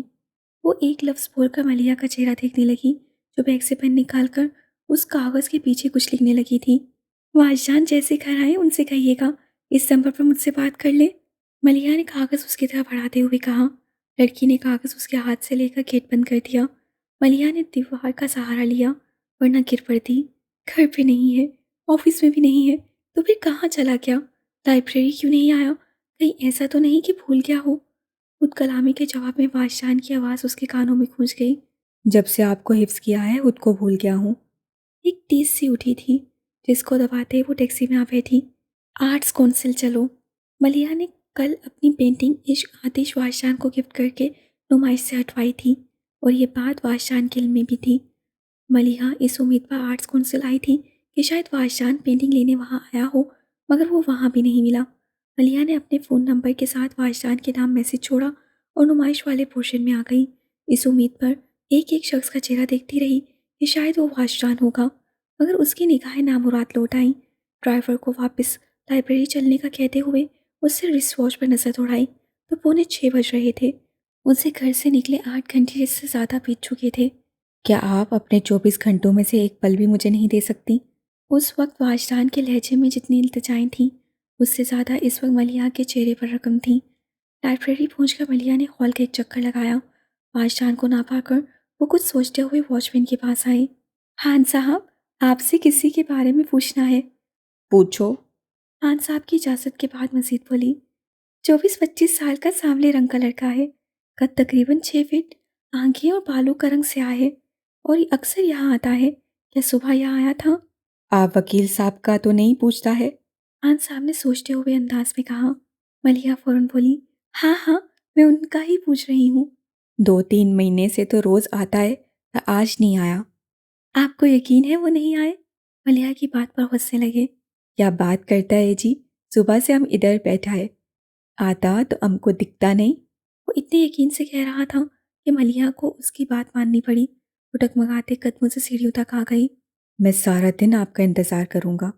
एक सरगोशी कहीं आस पास सुनाई दी तो मलिहा ने तड़प कर कानों पर हाथ रख लिए। उसका सब टूट रहा था। उसे सीढ़ियों पर बैठकर सर घुटनों पर रख लिया। 6:30 बजे जब मलिहा ने किस्से फारूकी में कदम रखा, वो अपना यकीन हार चुकी थी और उस हार का चेहरा ड्राइंग रूम में मौजूद कोई शख्स न देख ले, इसलिए वो पिछली तरफ हॉल के दरवाजे से अंदर आई। बहादुर, मेरे लिए कोई फ़ोन तो नहीं आया था? वहाँ से गुजरते बहादुर को रोककर उससे पूछा। नहीं बीवी साहब, पर आप कहाँ चली गई थी, वो भी आज के दिन? मलिहा की आखिरी उम्मीद भी खत्म हो गई। वो बहादुर को जवाब दिए बगैर अपने कमरे में आ गई। ठंडे यख पानी से मुंह धोते हुए उसने आंसुओं के हर निशान को बेदर्दी से रगड़ डाला। फिर तौलिए से चेहरा खुश कर दी और ड्रेसिंग रूम में आ गई। अलमारी के दोनों पट खोले। वो बारी बारी हर सूट का जायजा ले रही थी। फिर बहुत सोचकर उसने पीच कलर के ड्रेस को निकाला तो नज़र उसके पीछे लटकते सूट पर ठहर गई। पिंक कलर की चूड़ीदार पजामे पर सफ़ेद कमीज थी जिसपे पिंक रंग के मोतियों से गले और कमीज के हाफ स्लीव पर नफीस काम बना हुआ था। पिंक एंड वाइट कंट्रास्ट के दुपट्टे को हाथ में लेते हुए उसे कुछ याद आया था। तुम सफ़ेद रंग मत पहना करो, इस रंग में इतनी प्यारी लगती हो कि डर लगता है नज़र न लग जाए। नज़र तो लग चुकी नूरुल हुदा, अब किस बात का डर? उसने सोचा और वही सूट बाहर निकाल लिया। ड्रेसिंग टेबल के सामने बैठी होंठों पर पिंक कलर की लिपस्टिक की तह जमा ली। मलिहा जिंदगी में पहली बार इतने एहतमाम से तैयार हुई थी। दोनों कलाइयों में भर भर कर वाइट और पिंक चूड़ियाँ डालकर उसे कानों में चांदी के अवेजे पहने। फिर बेड पर आ बैठी। झुककर सैंडल पाँव में डालकर उससे बेड से दुपट्टा उठाकर शानों पर फैला दिया। खुले बालों को एक हाथ से संवारते हुए उसकी नज़र आईने में नजर आते अपने ही अक्स पर पड़ी थी। आज की तारीख में मेरे लिए रोशनी, रंग और उम्मीद तीनों ख़त्म हो चुके हैं, लेकिन नूरुल हुदा फारूकी, उन्हें आपकी ज़िंदगी में हमेशा रहना चाहिए, उससे कहा था और कमरे से निकल गई। ड्राइंग रूम के दरवाजे पर कदम रखते ही मलिहा की नज़र ब्लैक पेंट पर मेरून शर्ट पहने नूरुल हुदा पर पड़ी थी। उसी पल नूरुल हुदा ने भी दरवाजे की तरफ देखा था। नूरुल हुदा की आंखों की वो चमक मलिहा के लिए नई थी। उससे पलकें झुका ली। बाकी लोग भी मलिहा की तरफ मुतवज्जा हो चुके थे। पल भर में उसकी कसर से उसे अपने घेरे में ले लिया था, मगर सुमेरा उठ नहीं सकी। किसी मुआवजे की उम्मीद करते करते मलिहा को देखकर उसे एहसास हुआ था कि मुआवजे अब नहीं होते। वो समझ गई कि मलिहा वाशदान से नहीं मिल सकी। हद करती हो बेटा, आज के दिन शॉपिंग पर जाने की क्या ज़रूरत थी? अब देखो ज़रा, सब आए बैठे हैं और तो और दूल्हा भी मौजूद है और दुल्हन शादी की शॉपिंग करने गई हुई है। बड़ी मोमानी ने उसे देखकर कहा तो मलिक नासिर उसके कुछ बोलने से पहले बोल पड़े। छोड़िए भाभी, अब बातों में मज़ीद वक्त क्या गंवाना, आओ बेटी रस्म कर ली जाए। आखिर में वो मलिहा से बोले थे। मलिहा ने कदम बढ़ाया तो सुमेरा एकदम उसके कान के पास आकर बोली, इनकार कर दो, हम सब तुम्हारा साथ देंगे। किस पर्दे पर? मलिहा ने उसकी तरफ देखकर जहर में बेची सरगोशी की और आगे बढ़ गई। किसी ने उसे बाजू से पकड़कर नूरुल हुदा के पहलू में बिठा दिया था। फिर बाबा जान की इजाज़त से नूरुल हुदा ने उसके बाएं हाथ की उंगली में अपने नाम की अंगूठी पहना दी। खाने के बाद जब मेहमान रुखसत होने लगे तो मलिहा सुमेरा के गले लगकर आजी से बोली, आज रुक जाओ सुमेरा। सुमेरा हामी भर लेती। फिर उसने आफाक को देखा जो इशारे से मना कर रहा था तो वो मजबूर हो गई। आज तो नहीं रुक सकती, मगर कल मैं सुबह ही आ जाऊंगी, उसने मलिहा को खुद से अलग करते हुए कहा। अपना ख्याल रखना। फिर मलिहा का गाल चूमकर वो गाड़ी में जा बैठी। होश में अब सिर्फ वो, बाबा जान और नूरुल हुदा रह गए थे। मलिहा उन दोनों की तरफ देखे बिना ही पलटकर अंदर चली गई थी। वो हॉल में आई तो अपने कमरे की सीढ़ियाँ चढ़ने की बजाय खुले दरवाजे से लॉन में आ गई। नंगे पाँव चहलकदमी करते हुए मलिहा के पैरों के नीचे भीगी घास का नरम कालीन बिछा था, लेकिन मलिहा को यूं लग रहा था जैसे उसके पाँव सुलगते अंगारों पर हों। इस एहसास के बावजूद उसे टहलना बंद नहीं किया। बर्दाश्त के रास्तों पर एक ऐसा मोड़ आता है जहाँ पहुंचकर दर्द बहुत बेदर्द हो जाता है और उसी इंतहा पर पहुंचकर सब्र की चादर ओढ़े इंसान ऐसी कैफियत से गुजरता है जहाँ सवाल करार का नहीं, बेकरारी का हो जाता है। फिर जितना दर्द बढ़ता है उतना सुकून मिलता है। मलिहा भी उदासीती की उसी कैफियत से गुजर रही थी। चक्कर काट कर बार बार पलटते हुए वो एक बार पलटी تو سامنے نور الہدا تھے۔ اچھی خاصی ٹھنڈ ہے اور تم یوں ننگے پاؤں گیلی گھاس پہ چل رہی ہو، کوئی شال وغیرہ بھی نہیں لی، بیمار پڑ جاؤ گی۔ سہانی شام تھی اور محبوب نظروں کے سامنے نور الہدا کو شاید کچھ اور کہنا چاہیے تھا، پر وہ اسے ٹوکے بغیر نہ رہ سکے۔ ایک بے معنی جی بول کر ملیحہ ان کے برابر سے گزرتی، سیڑھیوں پر بیٹھ کر سینڈل پہننے لگی۔ سینڈل پہن کر اسے اندر کی طرف قدم بڑھائے ہی تھے کہ نور الہدا نے اچانک ہی پوچھ لیا، تم ہوش ہو؟ دوسری سیڑھی پر رکھا ملیحہ کا پاؤں اپنی جگہ جم گیا۔ وہ سنبھلی، پھر پلٹ کر انہیں دیکھتے ہوئے پوچھا، آپ خوش ہیں؟ نور الہدا نے آنکھیں بند کر کے ہوا میں پہلی تازگی کو سانس کے ساتھ اپنے اندر اتارتے ہوئے کہا، بہت۔ تو سمجھے میں بھی خوش ہوں۔ وہ کسن مسکرائی۔ نور الہدا نے اس کی طرف دیکھا اور پاس چلے آئے۔ میں جانتا ہوں تمہیں احساس بھی نہیں ہوگا کہ میں پہلی ہی نظر میں اپنا ہر احساس تمہارے نام کر چکا ہوں۔ ملیحہ کے لیے سچ مچ انکشاف تھا، مگر اس کے اعصاب پہلے ہی اس قدر ٹوٹ چکے تھے کہ وہ حیران بھی نہ ہو سکی، بس انہیں دیکھ کر رہ گئی۔ ہاں ملیحہ، یہ میری زندگی کا سب سے بڑا سچ ہے کہ میرا دل جب بھی دھڑکتا ہے تو شدت کے ساتھ یہ احساس ہوتا ہے کہ مجھے تم سے محبت ہے، اور یہ محبت مجھے زندگی کی طرح عزیز ہے۔ لیکن ایک چیز ہے جو مجھے اپنی زندگی سے اور اپنی محبت سے بھی زیادہ عزیز ہے۔ جانتی ہو وہ چیز کیا ہے؟ انہوں نے پوچھا۔ ملیحہ اب بھی خاموش کھڑی بس انہیں دیکھتی ہی رہی۔ تمہاری مسکراہٹ۔ اس دن یاد ہے جب میں اور بابا جان وہاں لان میں بیٹھے تھے؟ انہوں نے وہ لان چیئرز کی طرف اشارہ کیا جس کی سفیدی اندھیرے میں چمک رہی تھی۔ ملیحہ نے یوں ہی سر گھما کر دیکھا۔ وہ کہہ رہے تھے، انہوں نے مجھ سے پوچھا ملیحہ سے شادی کرو گے؟ تو میں نے ان سے کہا تھا آئی لو ہر، لیکن میں ملیحہ سے شادی صرف اس صورت میں کروں گا اگر ملیحہ کو اعتراض نہ ہو۔ ملیحہ کو کچھ دن پہلے کا وہ منظر یاد آ گیا اور نور الہدا کا جملہ بھی۔ میں ملیحہ کی خوشی کی خاطر اپنا دکھ بھی سہ سکتا ہوں۔ وہ غائب دماغ کھڑی تھی کہ اچانک ہی نور الہدا نے اس کا ہاتھ تھام لیا۔ ملیحہ نے ان کی طرف دیکھا۔ وہ اس کے بائیں ہاتھ کو تھام کر اس کی انگلی میں پڑی انگوٹھی کی ڈائمنڈ کو انگوٹھی سے ذرا چھو کر بول رہے تھے، اس سے کچھ فرق نہیں پڑتا، مگر تم میرے ساتھ اپنی زندگی گزارنے والی ہو، اور اس سے بہت فرق پڑتا ہے۔ اگر تمہارا ذہن مجھے اس رشتے کے ساتھ قبول کر سکتے تو ٹھیک ہے، اور اگر نہ کر سکے تو زبردستی نہیں۔ وہ بولتے ہوئے ایک پل کو چپ سے ہو گئے، پھر اس کا ہاتھ چھوڑ کر بولے، تم جب چاہو میرا ساتھ چھوڑ کر جا سکتی ہو۔ مجھے کہیں نہیں جانا ہادی بھائی۔ فوراً ہی اس کی زبان سے نکلا تھا اور فوراً ہی اسے اپنی غلطی کا احساس بھی ہو گیا اور سنبھل کر بولی، رشتے جب بنائے جاتے ہیں نور الہدا تو انہیں نبھایا کرتے ہیں، توڑا نہیں کرتے۔ نور الہدا کو ایک دم ہی اپنا آپ ہلکا پھلکا لگنے لگا۔ اس کا مطلب ہے کہ مجھے اس پل کا انتظار کرنے کی اجازت ہے جب تم ایک نئے رشتے سے میری زندگی میں قدم رکھو گی۔ ان کی نظروں سے چھلکتی وافردگی ملیحہ سہ نہیں پائی اور اچانک ہی مڑ کر اندر آئی اور سیڑھیاں چڑھتی اپنے کمرے میں آ گئی۔ نور الہدا اس انداز کو اس کی ادا سمجھ کر مسکرانے لگے تھے۔ سائنس کہتی ہے کائنات میں موجود ہر شے کی بنیاد اکائی ہے۔ ہمارے جسم کو ہی دیکھ لیا جائے، لاکھوں کروڑوں ہیلیوں سے بنا ہمارا جسم ایک خلیے سے شروع ہوتا ہے۔ مادے کی شروعات ایٹم سے ہوتی ہے، یہاں تک کہ اربوں خربوں میل پر پھیلی اس کائنات کو اگر ریورس پروسیس میں ڈال دیا جائے تو یہ پوری کائنات محض ایک نقطے میں سمٹ جائے گی۔ مجھے سائنس کے نظریے پر کوئی اعتراض نہیں، مگر میری زندگی میں یہ قانون کمزور پڑنے لگتا ہے، کیونکہ میری زندگی کی بنیاد اکائی نہیں بلکہ ایک تکون ہے، ایک ایسی تکون جس کے ہر زاویے کی پیمائش 60 ڈگری ہے، یعنی ہر زاویے کی پیمائش برابر ہے اور کسی بھی طرح ان تینوں زاویوں میں امتیاز نہیں کیا جا سکتا۔ اس تکون کے ایک سرے پہ بابا جان کھڑے ہیں۔ بابا جان کا اور میرا رشتہ شیشے اور پتھر کا رہا ہے۔ شیشہ اپنی جگہ قائم رہے، اس سے پتھر سے فاصلہ ضروری ہے، اسی لیے میں ان کے پاس جانے سے ہمیشہ گھبراتی رہی کہ کہیں چوٹ نہ کھا بیٹھوں۔ میرا ڈر کیسا سچا تھا۔ تکون کے دوسرے سرے پر نور الہدا ہیں۔ ہادی بھائی نے میری زندگی کے ہر خلا کو بھر دیا، بنا مانگے انہوں نے مجھے وہ سب کچھ دے دیا جو مجھے کبھی کسی سے نہیں ملا تھا۔ انہوں نے مجھے چاہا بھی تو اپنے لیے نہیں بلکہ میرے لیے چاہا، ایک دم خالص اور بے غرض محبت، اور بدلے میں بھی کبھی کچھ نہیں مانگا۔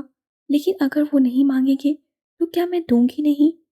تکون کے تیسرے کونے میں کھڑا تیسرا شخص بادشاہ مصطفیٰ ہے۔ بادشاہ مصطفیٰ میری ساتھ کائنا، میری یقین کا چہرہ، مگر آج اس چہرے کے نقوش دھندلا رہے ہیں۔ اب سوال پانے اور کھونے کا نہیں، اب سوال میرے اعتبار کا ہے۔ بابا جان، نور الہدا اور واجدان، ایک تکون کے تین کونوں میں کھڑے تین لوگ، وہ تین لوگ جنہیں میں نے ٹوٹ کر چاہا، اور ان میں سے کوئی ایک بھی اگر میری زندگی کے منظر نامے سے ہٹا تو اس آدھی ادھوری زندگی کو جینا مشکل ہو جائے گا۔ مگر میں یہ بھی جان چکی ہوں کہ یہ تینوں کبھی ایک ساتھ کھڑے نہیں ہو سکتے۔ بابا جان، نور الہدا اور واجدان، وہ تین لوگ جنہیں میں نے اپنی زندگی میں سب سے زیادہ محبت کی، اور میری زندگی کے سب سے کٹن موڑ پر وہ تینوں ہی مجھے اکیلا چھوڑ گئے۔ مجھے کسی کے ساتھ کی ضرورت ہے، میرا ساتھ کون دے گا؟ دروازے پر دستک ہوئی۔ ملیحہ نے ڈائری لکھنا چھوڑ کر آواز لگائی، دروازہ کھلا ہے، آ جاؤ۔ اس آواز کے ساتھ ہی بہادر کمرے میں آیا تھا۔ کہو کیا بات ہے؟ ملیحہ نے پوچھا۔ بی بی صاحب، آپ کے لیے فون آیا ہے۔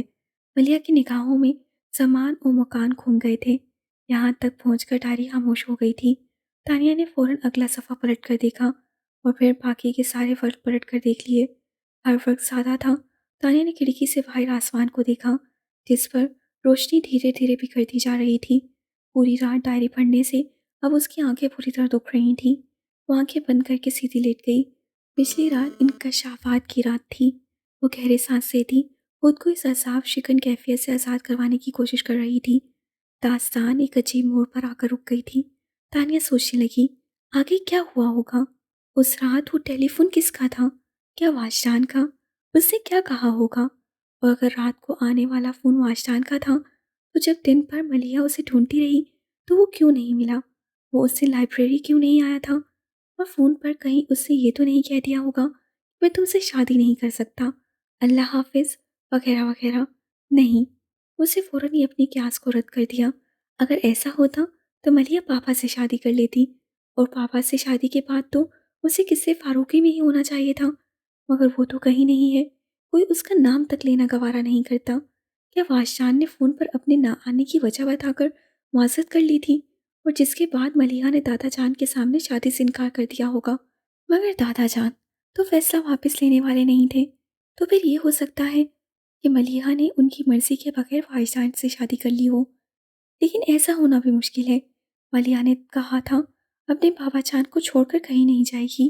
اپنے دوسرے قیاس کو بھی رد کرتے ہوئے اسے سوچا اور سچ بھی ہو گئی، لیکن اگر یہ نہیں ہوا تھا، وہ نہیں ہوا تھا، تو آخر ہوا کیا تھا؟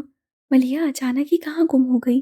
اسے آخر کیا کیا تھا جو اس کا ذکر خود اس کے ہی گھر میں بین ہو گیا ہے، اور برسوں گزر جانے کے بعد بھی نہ تو اس نے کبھی کسی فاروقی میں قدم رکھا اور نہ کبھی کسی کی زبان پر اس کا نام ہی آیا؟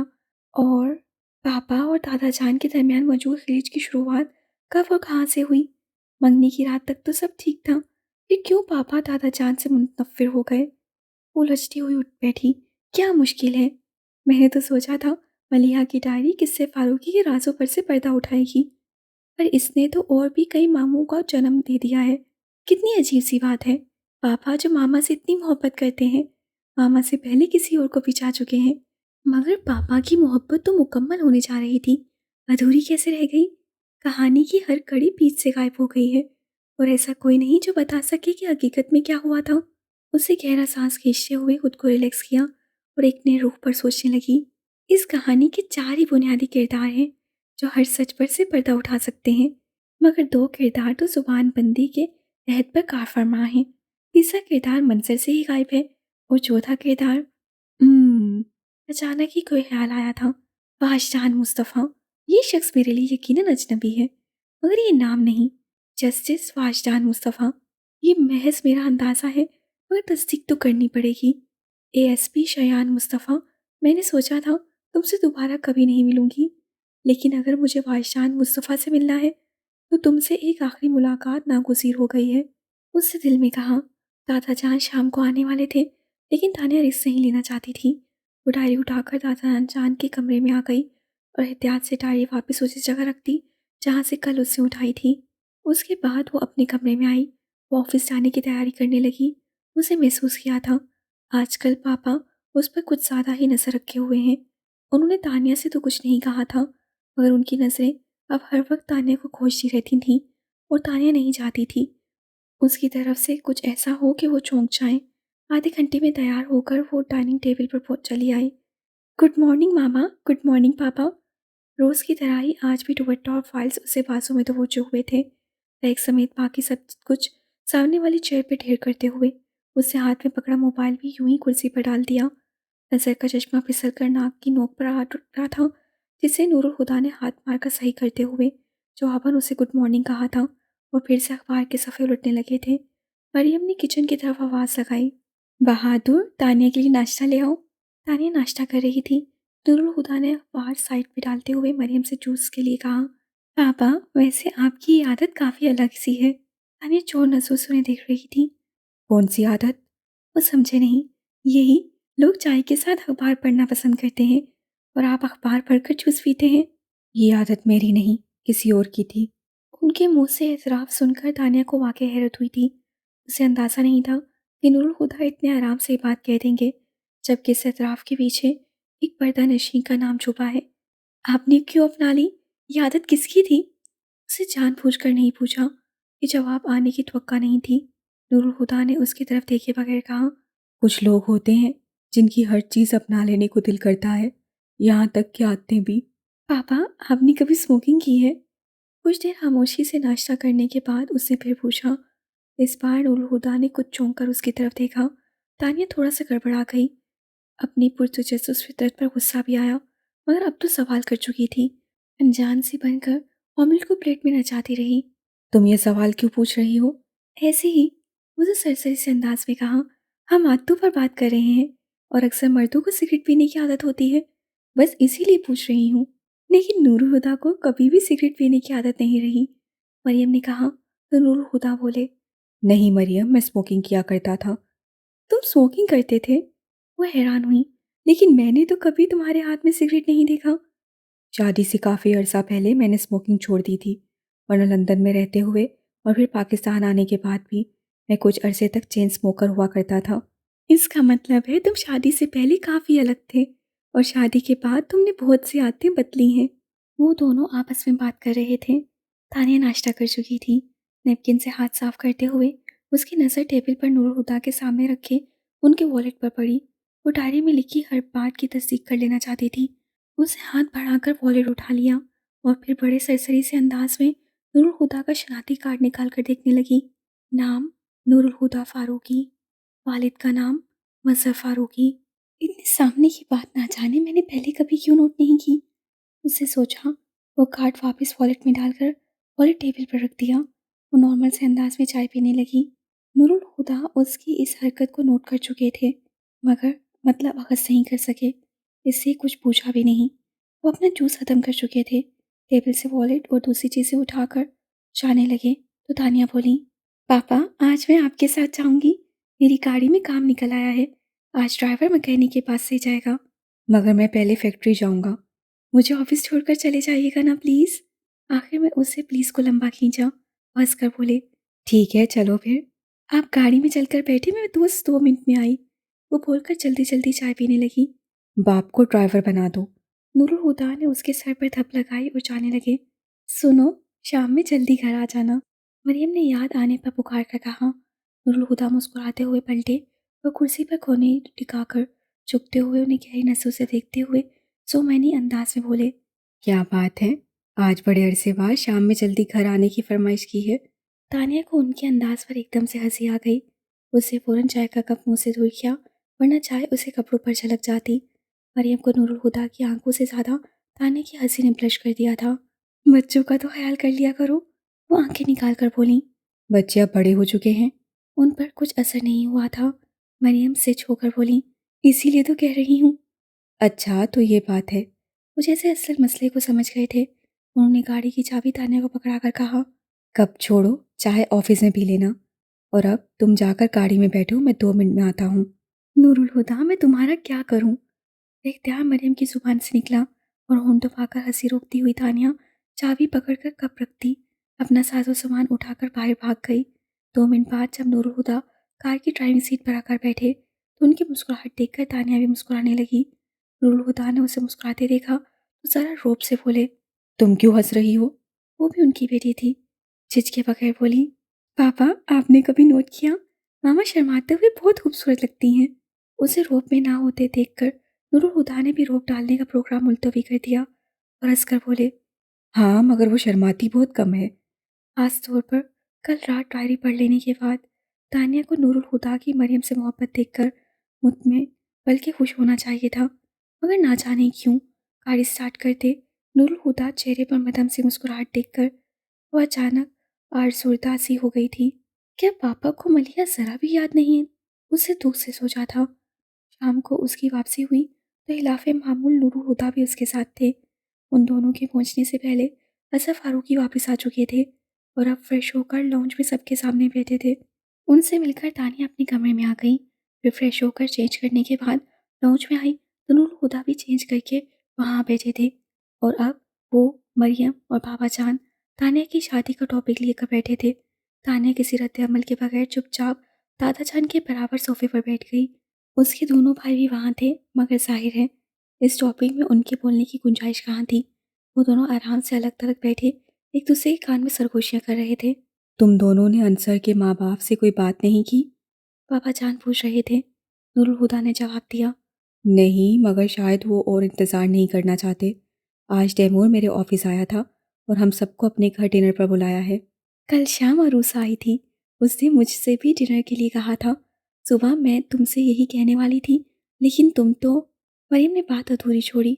नूरुल हुदा सुबह की बात को याद करके मुस्कुराए, फिर संजीदा होकर बोले, डिनर के लिए इनकार नहीं किया जा सकता और वो लोग शादी की बात भी ज़रूर करेंगे। बिल्कुल, मरियम ने ताकीद की। अब आप दोनों तय करें कि इस बात का जवाब क्या दिया जाए। नूरुल हुदा से पहले ही बाबा जान टोक कर बोले, हम दोनों ये बात कैसे तय कर सकते हैं? ये तो तानिया फैसला करेगी कि उसे अंसर से शादी करनी है भी या नहीं। तानिया ने चौंक कर उनकी तरफ देखा। उसे बाबा जान के अल्फाज पर कभी भी हैरत नहीं होती अगर वो मलिया की डायरी न पढ़ चुकी होती, मगर अब वो हैरत से उन्हें देख रही थी। बोलो तानिया, तुम क्या चाहती हो? नूरुल हुदा ने उसे अपनी तरफ मुतवज्जा किया। मैं क्या चाहती हूँ?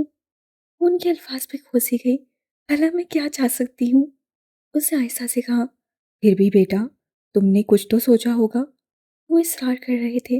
तानिया चुप सी हो गई। बाबा जान ने भी उसे चुप देख कर टोका। बोलो तानिया, जवाब दो। अब वो क्या जवाब देगी? आपने क्या सुना नहीं? खामोशी नीम रजामंदी होती है। मरियम उसकी खामोशी को उसका इकरार समझकर मुतमिन सी होकर बोली तो बाबा जान की रूह तक किसी ख्याल से काम गई थी। खामोशी सिर्फ रजामंदी नहीं होती मरियम, कभी कभी खामोशी जबर भी होती है। अपने साथ लगाकर ताने की पेशानी चूमते उन्होंने मजीद कहा, तानिया जवाब देगी और अपनी ज़िंदगी का फैसला वो अपने अल्फाज में करेगी। उसकी वाज़ह रजामंदी के बगैर तुम अरूसा या तैमूर से कोई बात नहीं करोगी। बड़ों के फैसले बच्चों की ज़िंदगी से बड़े नहीं होते। वो कतियत से बोलते तानिया के लिए नाकाबिले बर्दाश्त हो रहे थे। तानिया ने हमेशा अपने लिए उन्हें पुरशफ़क़त पाया था, मगर अब वो जानती थी कि खुद अपनी बेटी के लिए उनके दिल में कोई नरमी नहीं थी। आखिर मैं इनकी लगती ही क्या हूँ? उससे सोचा, सिर्फ भतीजे की बेटी, और मेरी खामोशी का भी कितना ख्याल है। लेकिन वो जो उनकी बेटी थी, उनके पैरों पर सर रख के रोते हुए फरियाद करती रही और इनका दिल ही नहीं बेसीजा। क्या दो गल्ला में यार है। खौफज़दा अंदाज में सोचते हुए वो उनसे अलग होकर दूर हो बैठी। उसे एकदम से एहसास हुआ कि वो मलिहा के हक पर कब्जा जमा कर बैठी है। उससे अपने चेहरे के तासरात को काबू में रखे, मगर आंखों से नागवारी झांक रही थी। किसी और ने तो उसकी बेजारी को महसूस नहीं किया था, मगर नूरुद्दीन ना सिर्फ महसूस कर चुके थे बल्कि हैरान भी थे। तानिया को तो बाबा जान के साथ बैठना भी धोबर लग रहा था। उठी और अपने कमरे में जाने लगी। सीढ़ियाँ चढ़ते हुए उसके जहन में स्पार्क हुआ था। वो रुकी और मुड़ते हुए नूरुल हुदा को देखने लगी। आज उसे समझ आ गया था कि क्यों बाबा जान की तानिया के लिए मोहब्बत नूरुल हुदा के लिए नाकाबिले बर्दाश्त थी। मैं जान गई हूँ बाबा, आप मलिहा को नहीं बुला सके। आप आज भी उससे मोहब्बत करते हैं। आज भी उसकी तकलीफ आपको बेचैन किए हुए है। सुबह इस ख्याल ने उसे खूबसूरता कर दिया था कि नूरुल हुदा को मलिहा याद नहीं, और अब इस तसव्वुर ने उसे बेचैन कर दिया कि नूरुल हुदा मलिहा को नहीं भूले थे। अधूरी मोहब्बत की याद किस कदर दर्द देती है, ये मुझसे बेहतर कौन जान सकता है। उससे कर्ब से सोचा था।